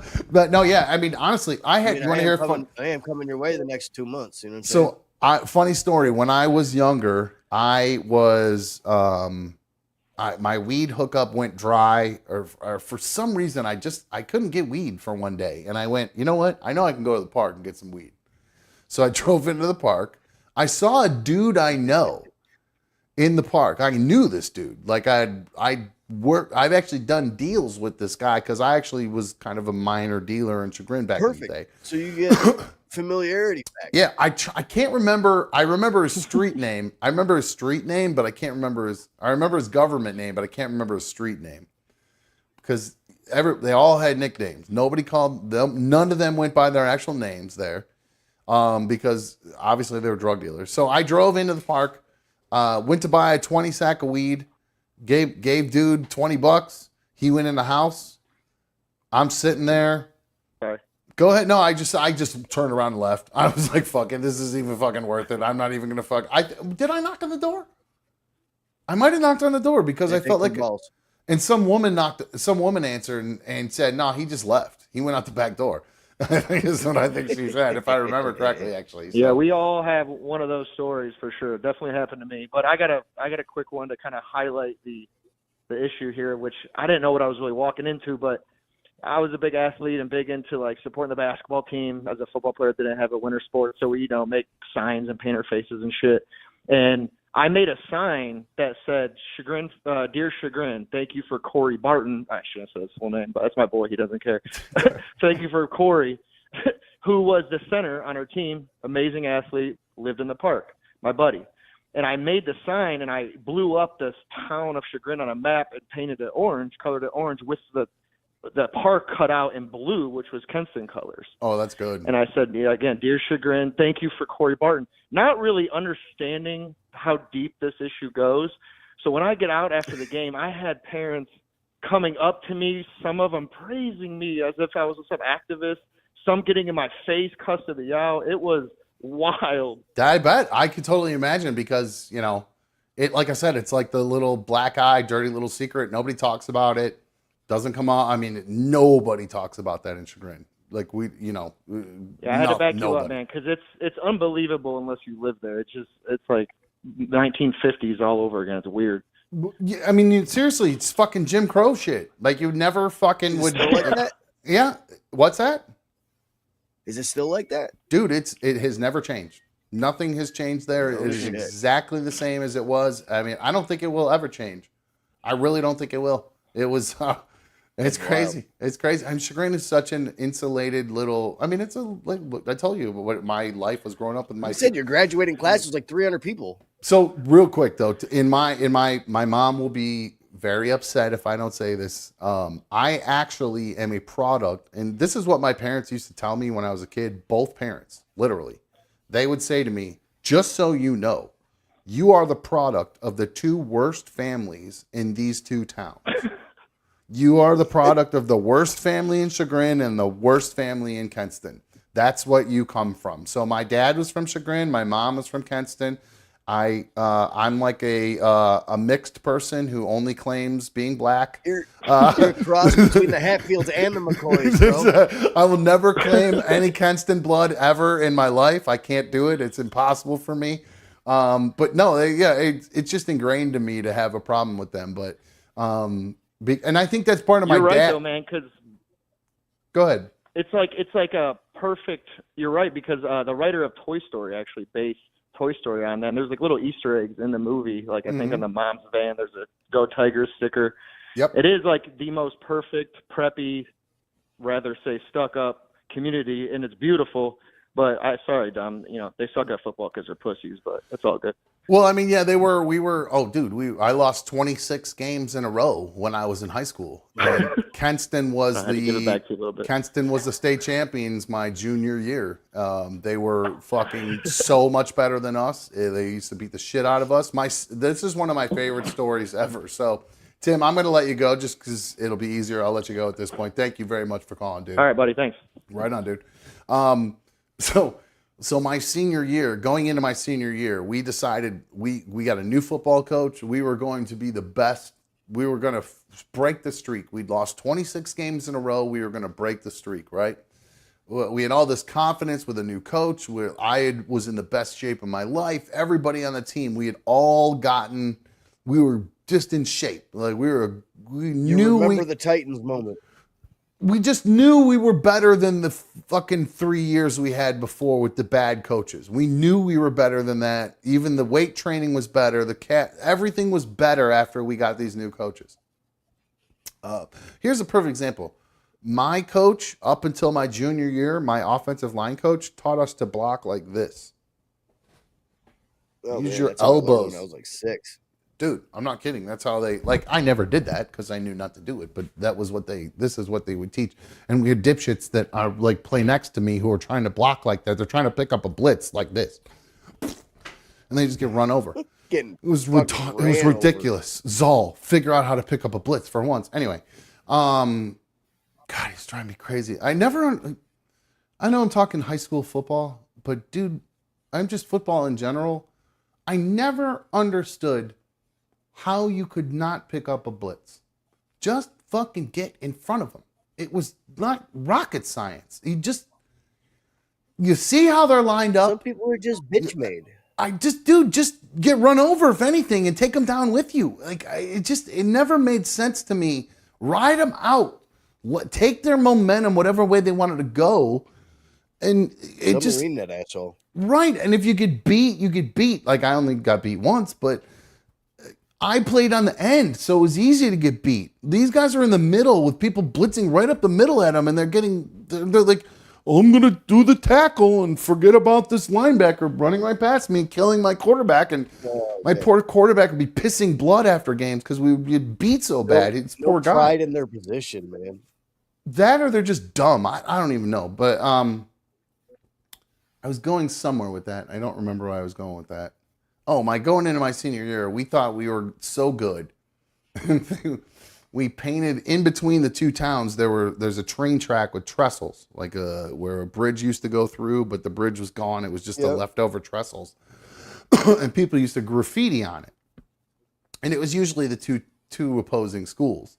So one night we all did a big sleepover at my house. We all drove down to the trestle. We painted it black because we're the Tigers. Painted it black. Wrote everything in orange. Zergrin football's back in 1995. All this shit. All our football numbers and everything. Then we played the rivals and they beat us. It was my senior year was also the homecoming against them. We all shaved our heads. The night before American History X, that's the way to do it. The night before the game, well, a black guy shaved my head for me, so my best Shahid did it. So okay. The night before the game, they came to our field and painted a big, huge star on our field because they're the Dallas Cowboys was their colors and everything. Even though they're called the Bombers, never understood that, but they ripped off the Cowboys. They painted a big ass star in the middle of our fucking football field. And they could barely even get it off before our homecoming game. It was so embarrassing. And then they beat us like 58-0. I mean, not even exaggerating. They just absolutely annihilated I miss us. those days of high school pranks and stuff like that. Like our rival town had this Pride rock that was their like Fairport Red Raider rock that was painted all red. And before homecoming our senior year, I remember going over there with green cans of paint and putting all kinds of paint and drawing penises on it, dude. Same idea here, dude. That's what we thought we were doing. We weren't like F. Kenston or anything like that. We just put our numbers and, our own narcissism on there, because people knew we sucked. And then we ended up, but we did end up losing the next 8 games.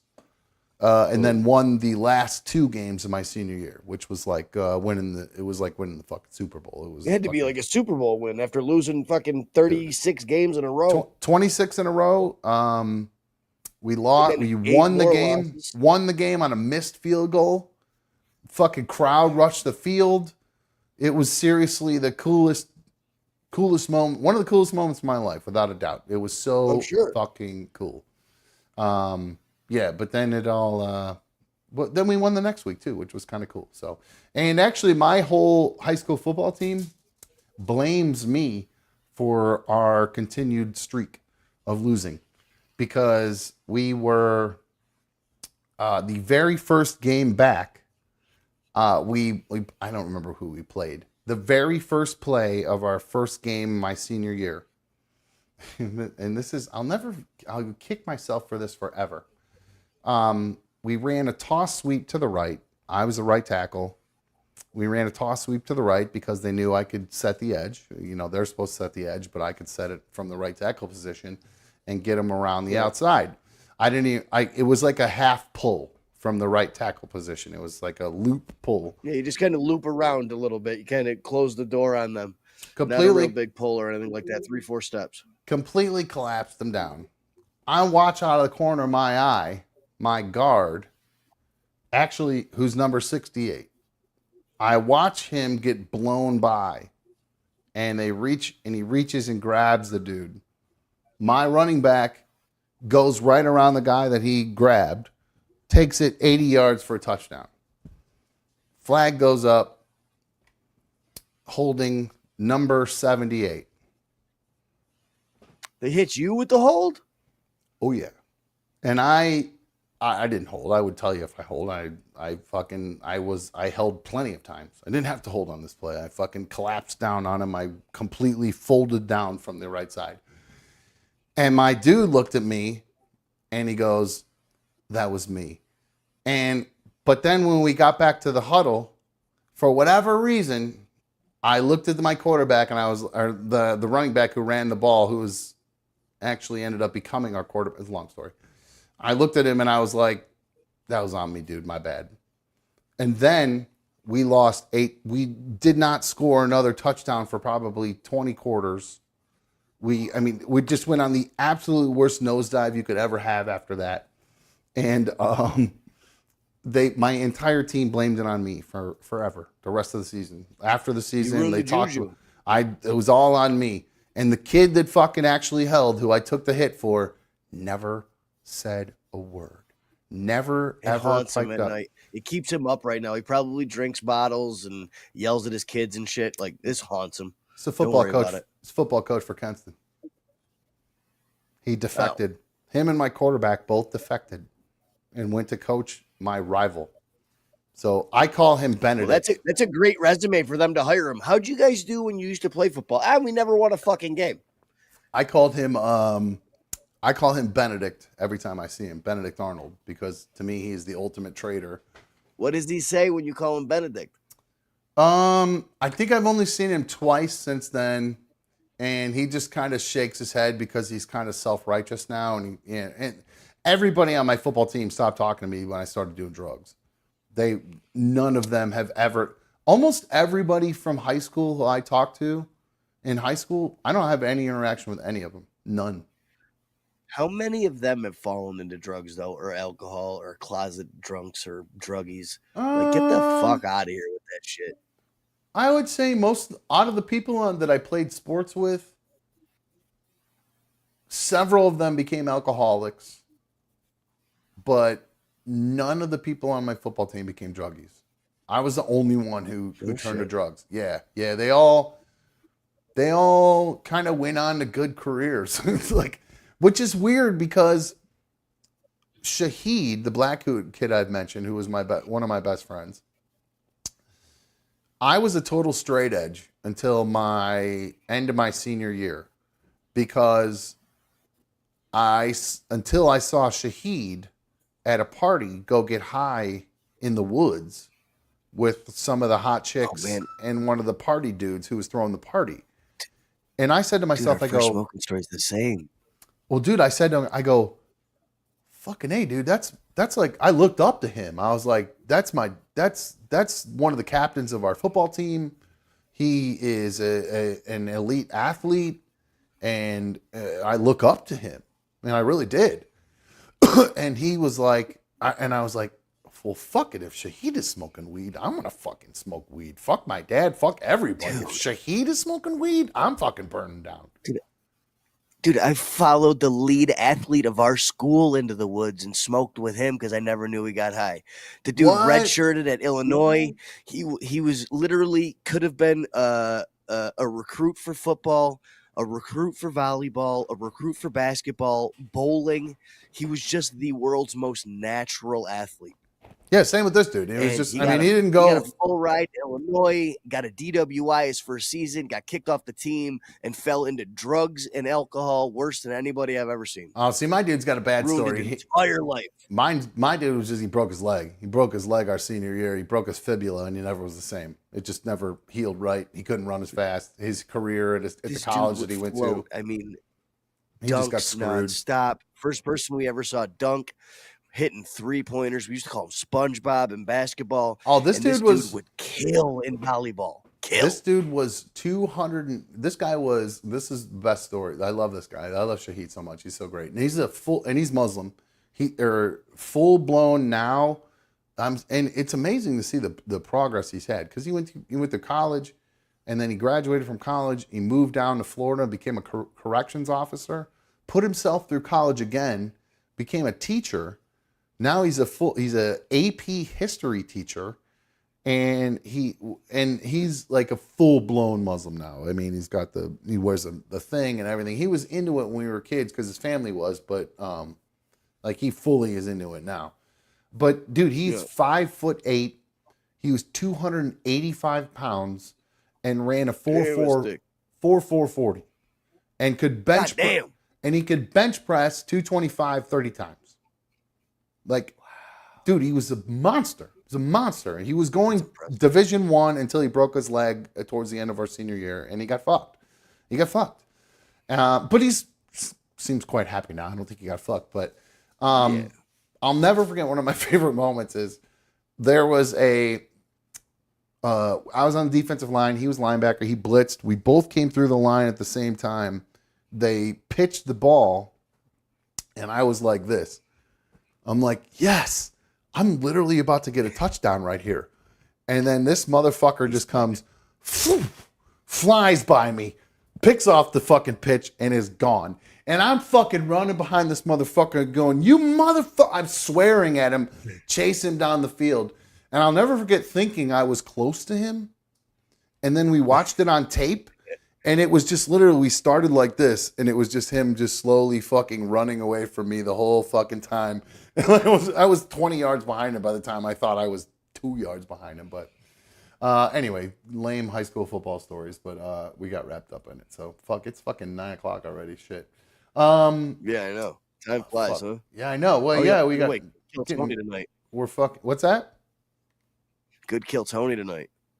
Who's on it tonight? That's a good question. And hey, by the way, I know Harlan Williams and Tony Hawk. Yeah, and there's a third one too. I can't remember who the third is. Well, Mikey, I have to say, I know that's one of your favorite shows to watch on Mondays, so I really appreciate when you come and hang out on come and hang out on Mondays. And then Ian Fidance. Ian Fidance? Yeah, he's Dave Attell's opener. He just released a special on YouTube. I tried to watch it. I made it 4 minutes into it. I could not handle the guy. Okay. All right. Well, hopefully it's no funny. recommendation for that. Well, I don't know if you heard me. I appreciate. I know it comes out on Monday nights, so I appreciate you coming and kicking it here on Mondays. Oh, even though your favorite show's on, dude. So I'd really appreciate it. Real quick, I enjoy hanging out here. I'd rather be shooting the shit here. Good stuff. Well, thank you. I appreciate that, dude. And I really, I do appreciate it. I don't know if I say it enough, but dude, I love this show, bro. Cool. Hell yeah, dude. I love having you here. I'm gonna. You ready to watch me cry? Yeah.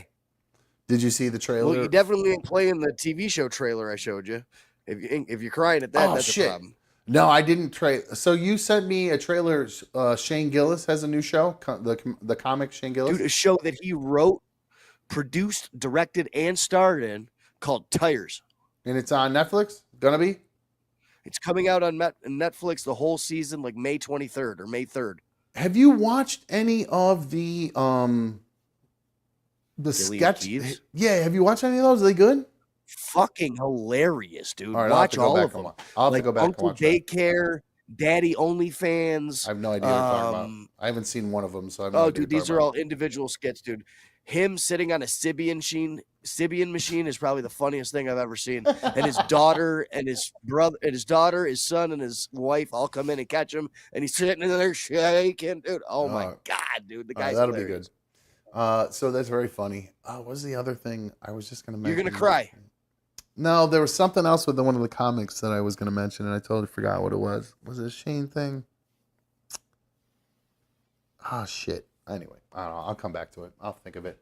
Anyway, get ready to watch me cry. I might have to mute some of this. Actually, you know what? It's the end of the show. So if you're not watching live and it suddenly just cuts off and it's the end of the show, or I say, hey, thanks for watching, it's because I had to cut this out because it is a movie trailer and I know it has some music in it. So it is. We never talked about what we were going to talk about before the break. Christy Noem. The dog. I know. I never got to it. You want to talk about it? We can talk about it real quick. I'm okay with it. I got no problem with it. So let's do it. All right. Fuck it. Let's do it real quick. All right. The South Dakota governor, Christy Noem. This story, here, let's just start with this, and actually, because this is the best way to start the story, Mikey. What do you think of this? What do you think of this right here? Oh, I think cutie. Oh, that's a sweet little puppy right there, isn't it? Well, guys, if you don't know, that's Cricket. Cricket is the dog of Governor Christy Noem from South Dakota, and she's getting a lot of backlash right now because she came out in the news and admitted that Cricket was a hunting dog. So for those of you who don't know hunting, supposedly. For those of you who don't know hunting, which isn't, I got to be honest with you, I would think most people have basset hounds or retrievers if they're going to have a hunting dog, but neither here nor there.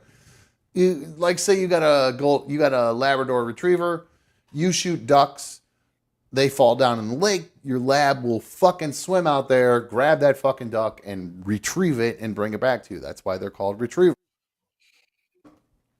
So you have hunting dogs, and also say you are out in the woods and you give a dog a sniff of I don't know, what do they chase in the woods? Mikey, deer, coyotes, pheasants, wolves, all kinds pheasants, maybe, yeah, whatever the fuck these people want to hunt. I mean, most dogs are used for bird hunting and pheasant and fowl hunting. Okay, there you go. So that probably makes more sense. It seems like rich people like to do pheasant hunting, like Dick Cheney when he shot his buddy or whatever. Same idea.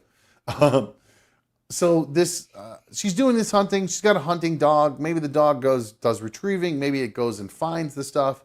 It's not very good. This dog, poor little Cricket, is not very good at hunting. It's not a good hunting dog. So Christy Noem barks the whole time, scares the fowls and birds away. And apparently it actually turned and tried to bite her one time, from what I learned about. It tried to bite her when she was trying to get the dog away from the chickens. Exactly right. She says, Christy Noem writes that she took Cricket on a hunting trip with older dogs in hopes of calming down the, quote, wild puppy. Instead, Cricket chased the pheasants. Oh, there he goes. They're pheasant hunting. Cricket chased the pheasants while having, quote, the time of her life. On the way home from the hunting trip, Noem writes that when she stopped to talk to a family member, Cricket got out of her truck, attacked and killed some of the family's chickens, and then bit the governor. I don't think she said that. I think she said it turned around to try to bite her. I think it bit her. I think that needs to be corrected in this news story. Hold on, I'm trying to read this thing real quick. Talk to a family member. All right, the governor apologized profusely, wrote the distraught family a check for the deceased chickens, helped them dispose of the carcasses, and then, God damn it, this stupid email, this fucking thing is... She then says, Cricket was, quote, the picture of joy. What? As all of that unfolded. So Cricket was loving life after it killed a bunch of pheasants, then killed all these chickens. Like any dog, very happy. Noem writes, quote, I hated that dog, deeming her, quote, untrainable. Quote, at that moment, unquote, she says, quote, I realized I had to put her down. Noem then recalls leading Cricket to a gravel pit and shooting her dead. Damn. And that wasn't all. Noem writes that her family also owned a nasty and mean male goat one time that smelled bad and liked to chase her kids, so she decided to go ahead and kill that goat too. So the South Dakota governor, Christy Noem... That I'm a little fucked up over. The goat? Not the dog so much. Actually, to be quite honest with you, I don't give a fuck about either of them. I don't really give a shit about either. To be honest with you, like if the police or animal control would have been called about the dog and the dog attacked domestic animals and killed them, they would put the dog down. So the dog was going to die either way. Whether or are not chickens considered domesticated animals? It's considered their pets. Really? Yeah. Oh, that's fucking weird. My ex-wife, like my aunt's wolves when I was a kid jumped over the fence and brought 2 Pomeranians to its blind brother, and they had to put the dogs down in the backyard. My ex-wife has a bunch of chickens and ducks and shit in their backyard, and apparently, shit, that's cute. Wolves or some shit just killed one of the ducks. Something just killed. Gotta be coyotes, not wolves. Whatever, I don't know. Something killed the ducks in one of the ducks in the backyard. So, but so here, I actually have a crazy kind of story, a personal story connected to this. So my dad, when he was a kid, he was playing with a family dog. It was a German Shepherd. The dog turned on my dad and bit down on my dad's hand and shattered my dad's finger at the knuckle, and then turned and bit him on the face. It's freezing again. Hang on, that all cut out in the middle of it. So it crushed his hand, and then bit his face, and then bit him on the face. Yeah. So broke bones in his hand. Yeah. To this day, my dad's ring finger on his left hand is stuck like this. He can't close his finger. So Papa Struts, Studio Struts, he can't close this finger. That's why it's the choke hand. I figured it was the hook hand. Oh, I'm sure it's a clam blasting motherfucker. I'm sure he clam blasts like a boss. I didn't want to bring that up, but I'm sure. I mean, seriously, just imagine a bone that has it won't bend. It's just this solid rock. He just with his fucking ring finger. Yeah, He'd probably how many wedding rings he's probably lost on that fucking thing. Anyway. my poor stepmom just fucking pissing out fucking wedding rings every fucking 6 months. Anyway, thanks for paying for all this, Mom and Dad. I was just telling the story to B1 the other day. Did I ever tell this story on here about how I was always one step ahead of my parents? How I put a baby monitor in their bedroom. I put a baby monitor. What's wrong with you? Oh, because I was always in trouble. So I was trying to stay one step ahead of my parents to find out what they knew. What was coming. So I put a baby monitor under my stepmom's nightstand. And it was my sister's old baby monitor. So I put that underneath there. Oh, you definitely didn't get what you wanted to hear. Well, I did for a while until one night I turned it on thinking that they were having a conversation about me because everything got real weird and real quiet after I just got yelled at. And a rhythmic slapping sound. No, I couldn't really hear anything except after like a short period of kind of quiet. I heard my dad say, "Did you feel the earth move?"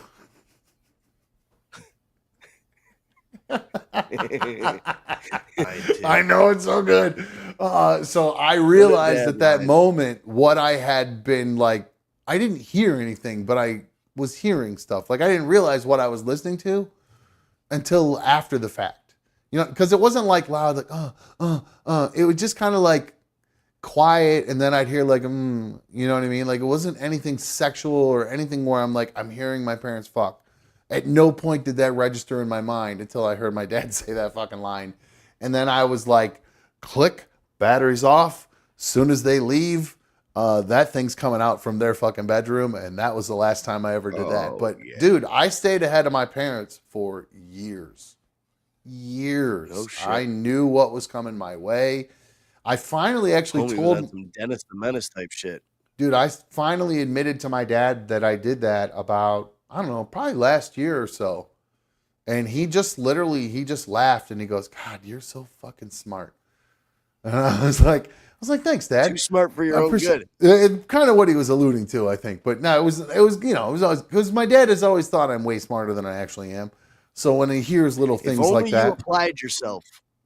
oh, my dad thinks I'm the living embodiment of that. If I had not started smoking weed and applied myself my more, God, I do we would live be, such similar I'd be, fucking lives? I would dude. have cured cancer or something by now, according President to my dad. of Yeah. the United States, bro.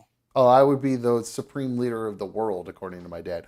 Oh, speaking of supreme leaders, I've been mentioning. No, I've been mentioning to everybody, or I have mentioned to read the book "Nuclear War: A Scenario" by Annie Jacobson, because literally we are at all times. You need to literally wake up every day, guys, and know that we are 72 minutes away from the Stone Age. Period. End discussion. What? And you cut out again. We are 72 minutes away from going back to the Stone Age. Should one yeah, that sounds about right. Should one nuclear missile fire, the world will end. It's not, and it's without not. a doubt. Well, and that's what I don't know if you were here the day I talked about that book, but it's, dude. No. Okay, so in my mind and in movies and stuff, it's one fires off, then the other fires back, right? Like, yeah, no. As soon as one launches, there's about to be a fucking everyone's launching. Everyone's hitting the button. 1,000. Everyone. No. It'll go in very specific order, and that's one of the great things about this book. Why I recommend everybody read it, because and that's why I was joking around with PDJ earlier. I said, "What are you prepping for?" Because, dude, if a nuke gets fired, there is no prepping, there is no nothing, there is nothing that will save us. We will end up. No. We will be back, and it's funny because and if you listen to Joe Rogan, you know Graham Hancock, and you're familiar with Göbekli Tepe. She brings up Göbekli Tepe at the end of the book because she says that's where we'll end up. In 24,000 years, after all the radiation finally goes away, and whatever weird species come back, that's what they're going to find is what's left of our stone stuff that didn't degrade. All the metal will be gone. All of it will be gone. That's why we joke around about AI. If AI wakes up and suddenly becomes sentient, it will say, all these nukes are gone, guys. We are going to turn off all these nukes. Everything that shoots these things off, we're going to turn them off. Period. Because it will destroy anything electrical. They won't last either. They'll be gone. It'll be completely obliterated. Yep. No electrical, nothing. It's gone. No computers, no internet, no anything that has anything to do with any kind of electricity. We are an hour, 72 minutes away from obliteration at all times right now. But my point in bringing this up is, for people who don't want to listen to that audiobook, which is, again, a nuclear war, a scenario by Annie Jacobson, highly recommend it if you have a Spotify premium thing. Dude, thank you for that recommendation, by the way, because I've been listening to a few audiobooks on Spotify. You're welcome. Very good, right? Anyway. Yeah. Did you listen to the Anger book, by the way? No, I haven't listened to that yet. I would actually, hang on. Move that There's to the one front that you of your should list. listen to. Move that to the front of your list. I've got to recommend. I will. I'm going to add it right now because I know it's a short listen. What's it called again? Beyond Anger by Thomas Harbin. That's the anger management book that helped me immensely. Real quick though, what were we just talking about before that? Books. Annie Jacobson. Oh, if you don't feel like reading that entire book, if you don't feel like sitting down and listening to, because it's 10, 12 hours of audiobook time and you don't feel like doing that, I highly recommend. 9 hours, 20. There you go. 9 hours, 20 minutes, you said? Yep. Okay, so if you don't want to sit down through the 9 hours of it, I recommend you do. But if you don't, want to, but you still are interested in what I'm talking about and you'd like kind of an abbreviated Cliff Notes version of it, go watch, and this is one of my new things that I didn't realize I was going to like so much. Go watch the Lex Friedman podcast. Oh, Lex. Dude, his interview with Annie Jacobson, it was just, I don't know, last month I think it was. It's fantastic. It gives a very abridged version of the book. And it is, dude, it'll make you think. And she talks about some of her old books. Mikey, you need to listen to this woman's books. Look at her old books. And there's a book about the CIA and the assassinations the CIA have done. There's a book called The Paperclip Scientist that is about the Nazi scientists that came over to the United States that helped develop the bomb and the stealth fighter and all this shit. She's got a book about Area 51 that talks about Stalin and surgically altered humans. And that's what Area 51 in Roswell actually was. There were no aliens. It had to do with Stalin and surgically altered humans. This shit is fucking crazy that this woman writes about.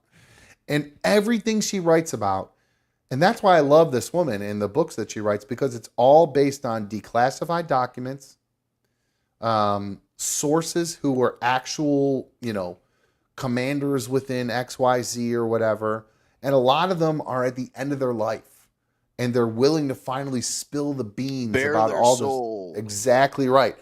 I watched her. Want a clear conscience before they die. So I watched her interview on Lex Friedman.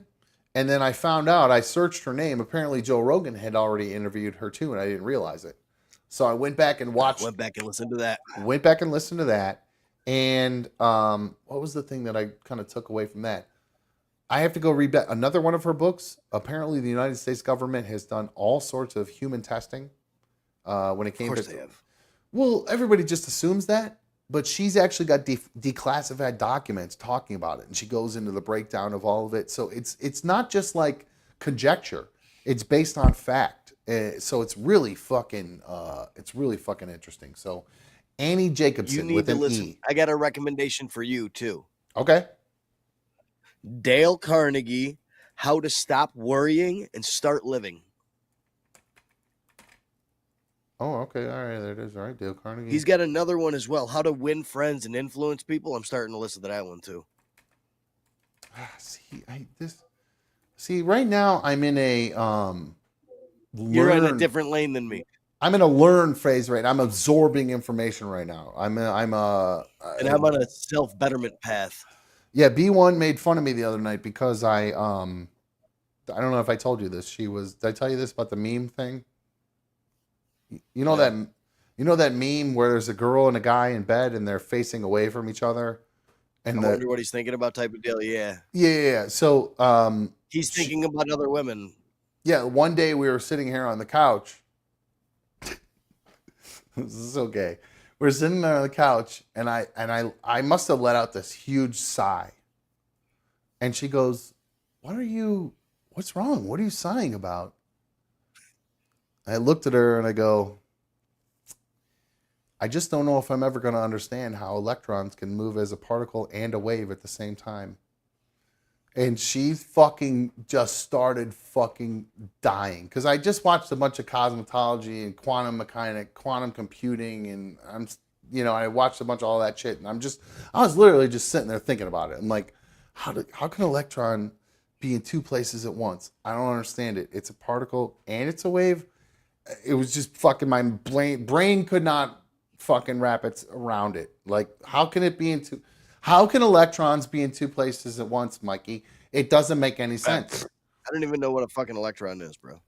Okay, it's just insanity to even think. It just makes no sense to me. So that's what I'm sitting there on the couch trying to I'm sitting there thinking about quantum fucking physics and or quantum mechanics, and she thinks I'm sitting there thinking about another girl. And so that's what she actually said out loud. She goes, "We just lived that meme right there with I thought you were thinking about another girl and you were thinking about fucking particle physics or whatever." So anyway, so that's the life I live. All right, let's make me cry real quick before we wrap things up here, Mikey. And again, if you are not watching live, This next thing may end up having to get trimmed out because there'll probably be some copyright shit involved in there. But in the meantime, enjoy.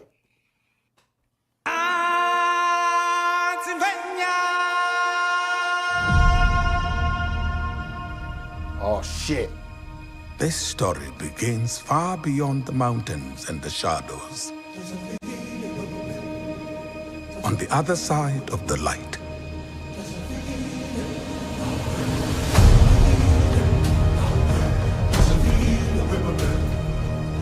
A lion was born without a drop of nobility in his blood. A lion who would change our lives forever. Mufasa. Yeah!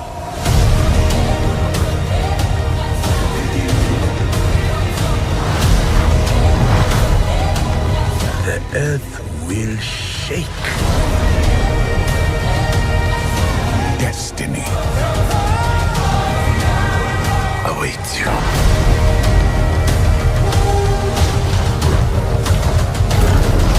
Scar, fuck him!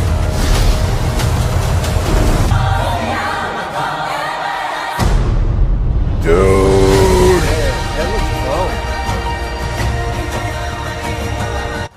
Jesus Christ. Fucking crying like a baby. Donald Glover, Seth Rogen. Blue Ivy Carter. Finally grown up, doing her thing. Dude. So I love Mufasa. Why the tears? It's a movie about it. That's my dog. I'm Yeah, Budra. but why cry? Because that was what I named my dog after. Mufasa. Oh, okay. All right. Yeah. Understand. So- I forget that all the time that was your tutor's name.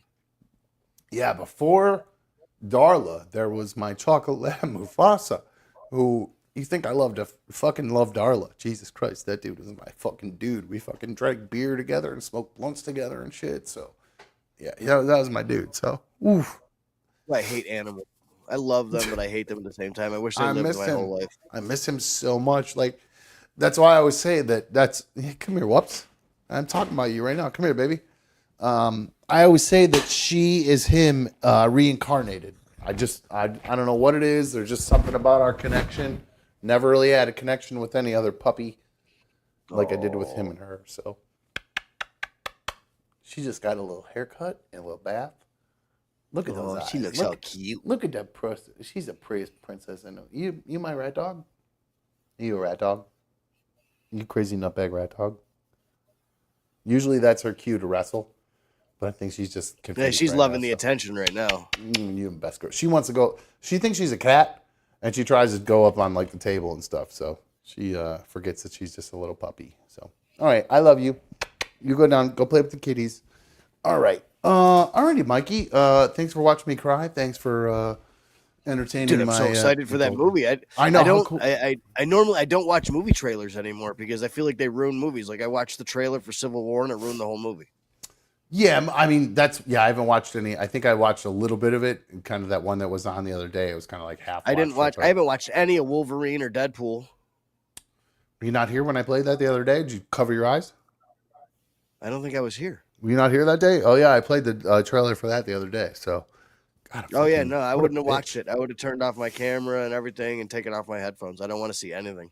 Yeah, I used to be like that with trailers, but I don't know. I think it's because I do this now. I just wait and get my reaction while we do it here, so it's kind of the same idea. But now I go to the movies all the time, like every Saturday or Sunday with my 73-year-old uncle. I got a new movie buddy that loves coming to movies with me, so me and him get to go see everything. So you don't want any Wolverine, Deadpool spoilers? Did you see any of the trailer? I saw one meme where they're both saying, "Let's fucking go." That's all I saw. Okay. Well, there's some pretty good stuff in there, but And I saw the popcorn bucket. Are you familiar with Old Man Logan? I saw the movie Logan. Yeah, absolutely. But the comic Old Man Logan. No. Should check that out. Because is it anything like the movie? Because I love the movie. Well, yeah, in part. I watched the trailer when I watched the trailer the other day, there was a part in it that I was very off with. I thought I was seeing something that's very X-Man-y. And after the fact, somebody pointed it out, and I realized, oh my God, I was totally wrong. And then after the show ended, I did the math, and I like kind of in my head, I went, holy shit, that's what I just saw. That's from Old Man Logan. So if you're not familiar with Old Man Logan and that whole series, Marvel. I read there's like 26 cameos of MCU stars and X-Men stars and stuff like that, and even more variants and shit like that. So I've read some stuff about it, but I didn't watch any of the trailer.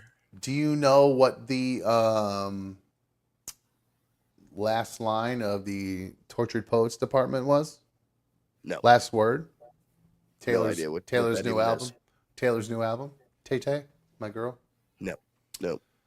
Last word was Dazzle. So there are rumors that she's going to be playing Dazzler from the X-Men. Dude, don't ruin that movie for me. Keep that bitch out of there. Telling you that. Why do you hate her so much? I don't understand your hatred. For Everyone likes her. You have FOMO, I have homo. I just hate everyone. Hate on more others or whatever. That's all. Oh, dude, I have a story about FOMO. I don't have time for that. Maybe we'll get that another night. But I do have a story that. What is FOMO? Fear of missing out. Yeah, no, but there was a news story I had about what actually causes FOMO. And it has to do A chemical with, imbalance? No, I'm pretty sure it has to do with sex. Well, I ain't having none of that, so I got a bunch of FOMO built up. Study reveals surprising reason why we get FOMO, and it's all to do with sex. FOMO, the fear of missing out, may be linked to short-term mating interests. We compete more actively for sexual opportunities when feeling FOMO. We've all felt it, the nagging anxiety. Your friends are having more fun than you elsewhere. The phenomenon of FOMO has become known as a common experience among younger generations. Well, everybody in their life has always had FOMO, ever. Scientific researchers have found out why we feel it, as well as our innate competitiveness. It has a lot to do with human instinct to seek out potential sexual partners, according to a new study by Canadian scientists. In other words, it's an ingrained sense of, quote, what if regarding romantic relationships. When we feel like we might be missing out, we compete more actively for social and sexual opportunities. That actually kind of makes that kind of checks out. It does make a lot of sense, right? Like you're just constantly I'm trying feeling. to disprove it in my head right now, but I can't. Like, no, it really boils down to kind of the animalistic human instinct within us. You know what I mean? Like we joke about how men are cavemen. You know, I'd say I'm a fucking caveman, and you know, in the end, I really kind of am still. We never grow up. We stay the same for our entire life. Like we keep eating the same shit that we like from the time we're kids to the time we're grown-ups. We like the same movies. We like the same type of TV shows. You and I are like that, but there are definitely more evolved men out there who sex isn't as important to. No, I disagree. I think there are. I think there are dudes who just, you know, they're more evolved than us. They're less Neanderthal. They're less worried about propagating their species. Like it's ingrained in our brains. Like I obviously have 3 kids. You know, I made 3 kids. Something in my instinct said, propagate your species. You know what I mean? Like there's something in me. Like the human instinct to create more life was built into me. Oh yeah, dude. It was, nobody, like, it's not like I thought to myself, I need to make kids. No, it is an inherent instinct within a Neanderthal type person who is a caveman. I'm the opposite of that. Keep making children. Kids since I've been a kid has like made me sick. Oh, dude, you never heard the whole idea of cavemen? Like that's why guys cheat, because we are all constantly trying to spread our seed to help spread our seed. I love spreading my seed, absolutely, but I ain't trying to have nothing like me running around. Same idea, though. No, that's literally what it is. That's why you supposedly are. That's the instinct to fuck multiple people, is because your brain is saying, make more babies, keep your species rolling. Like that's the whole. That's why. Like, I'm so glad I never knocked anybody up. I'm actually quite happy with it. I love my kids. My kids are fucking great. Oh no, I know that, but I'm just saying for like me and everything like that. I'm way too selfish with my time, my money. Well, but that's the thing. Like you just said out loud, you don't have FOMO about stuff. You don't care. You don't care if you miss out on stuff. You don't you have homo, not FOMO. You don't care about. True that. I like being in the know about what's going on in pop culture and the world. It's not like it's fun for me. I enjoy it. You could give two fucks. Like I like. Yeah, most people do and everything like that. But like, I just like what I like and I consume what I like. Like today, I was so excited when I found out Travis Kelce got a huge new deal. I was so happy for baby. him. My franchise tight end. That means I'm set for the next 2 years. I thought he was going to retire and sail off and have kids with Taylor Swift. But honestly, you got to be happy for the guy. He took less money for years. Tight end in the world. Well, just outside of that, just like after the journey he's been on, he has been one of the best tight ends in the league. He's been paid mid-range for the entire time so that the Chiefs could pay Patrick Mahomes. Never said a fucking thing about it. In fact, he said, Pat helped me get endorsements, so it didn't matter. Yeah. I was like, God damn, that's a fucking teammate right there, bro. I was like, God damn, it is a real ass motherfucker. So when I saw that he got $34 million, 17 a year for him, I was like, hell fucking yeah, good for him, dude. And then B1 and I were talking about it, and she was like, wow, what a power couple.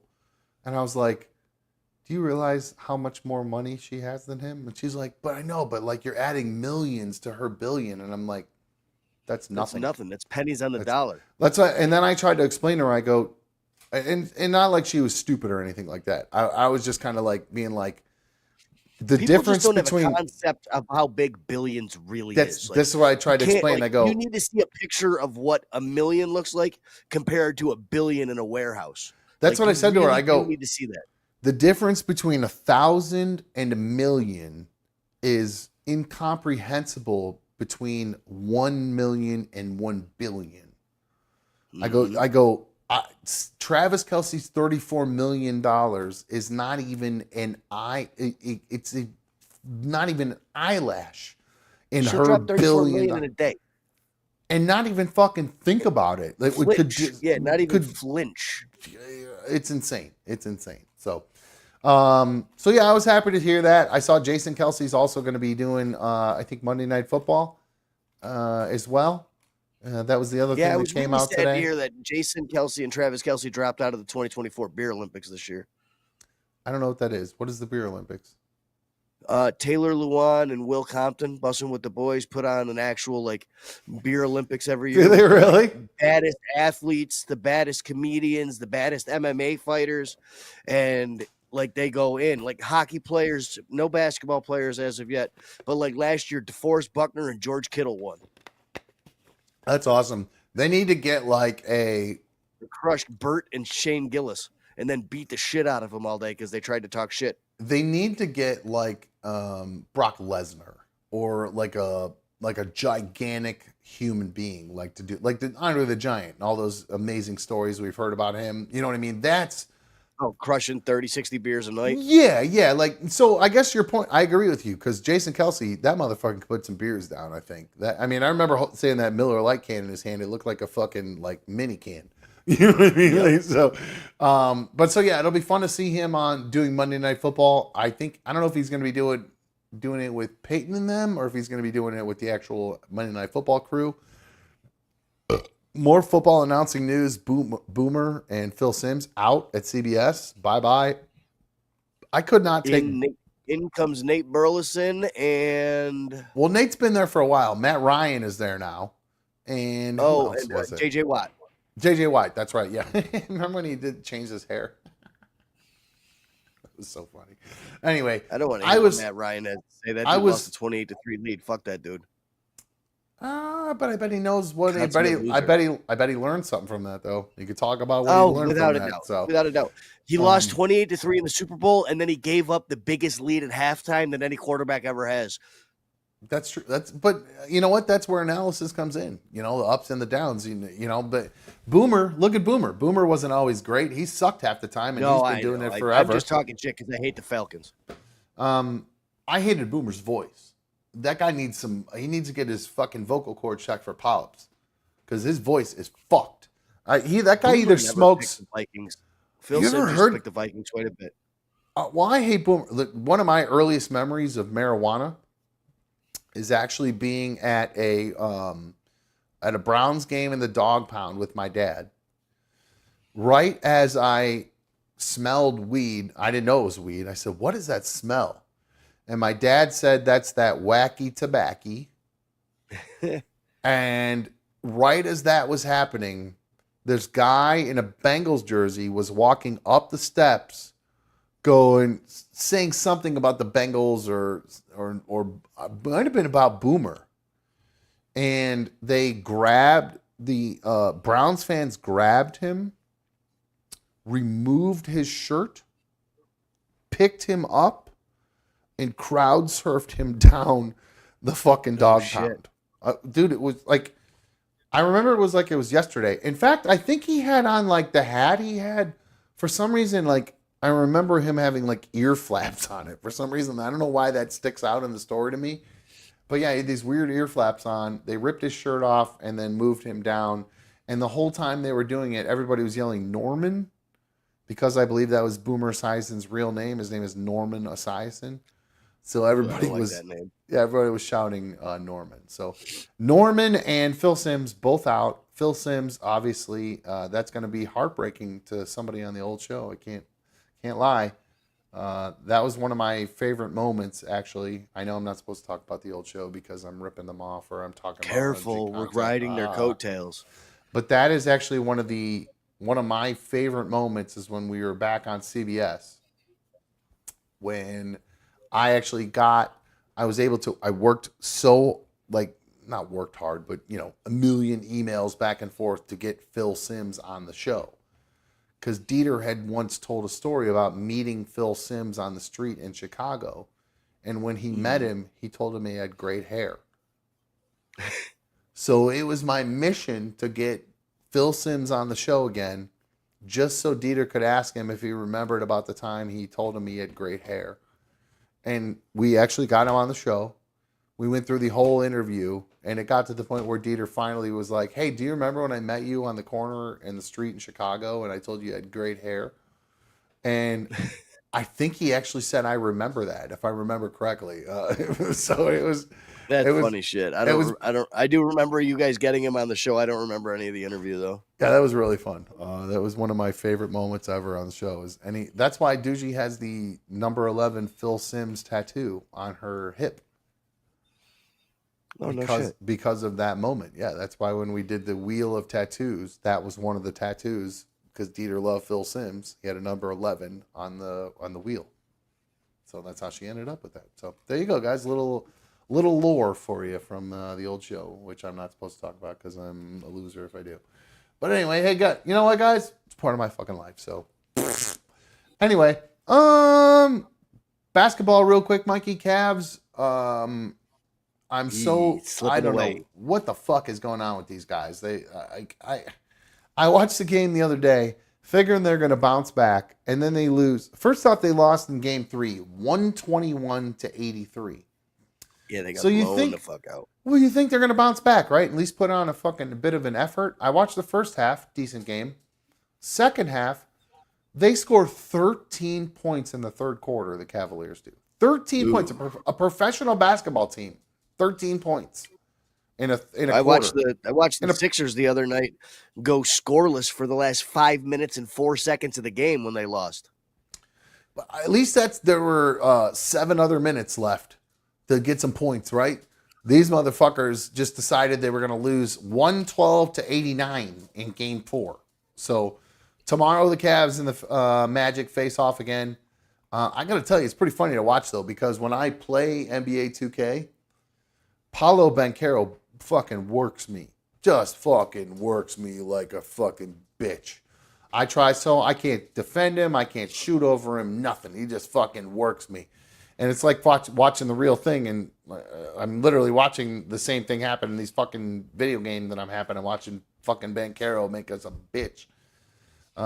Evan I just Mobley. watched Carl Anthony Towns and Gobert just destroy the fucking Suns with Oh, this little Gobert. sprinkle of Anthony Edwards on top, man. Both of those dudes kicked my ass in fucking NBA 2K2. Those motherfuckers. NBA Carl Anthony Towns, you don't cover that guy, 3-pointer every time. 3-pointer, 3-pointer. Bang, So fucking bang, annoying. bang.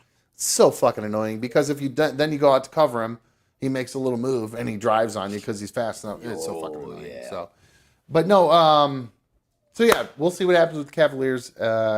And you're a Timberwolves guy, so what are you guys up or down? Oh, dude, I'm a Timberwolves and a Knicks fan. Like, they're getting ready to clash in the finals, possibly, and I wouldn't know what team to pick. Since when are you a Knicks fan? Since they started Since winning I was in a the kid, playoffs? dude, Patrick Ewing and Starks and stuff like that. I was a Knicks fan following my father. And then when the Timberwolves got Kevin Garnett, I fell in love. Dropped the Knicks like a bad habit, and followed with the Timberwolves.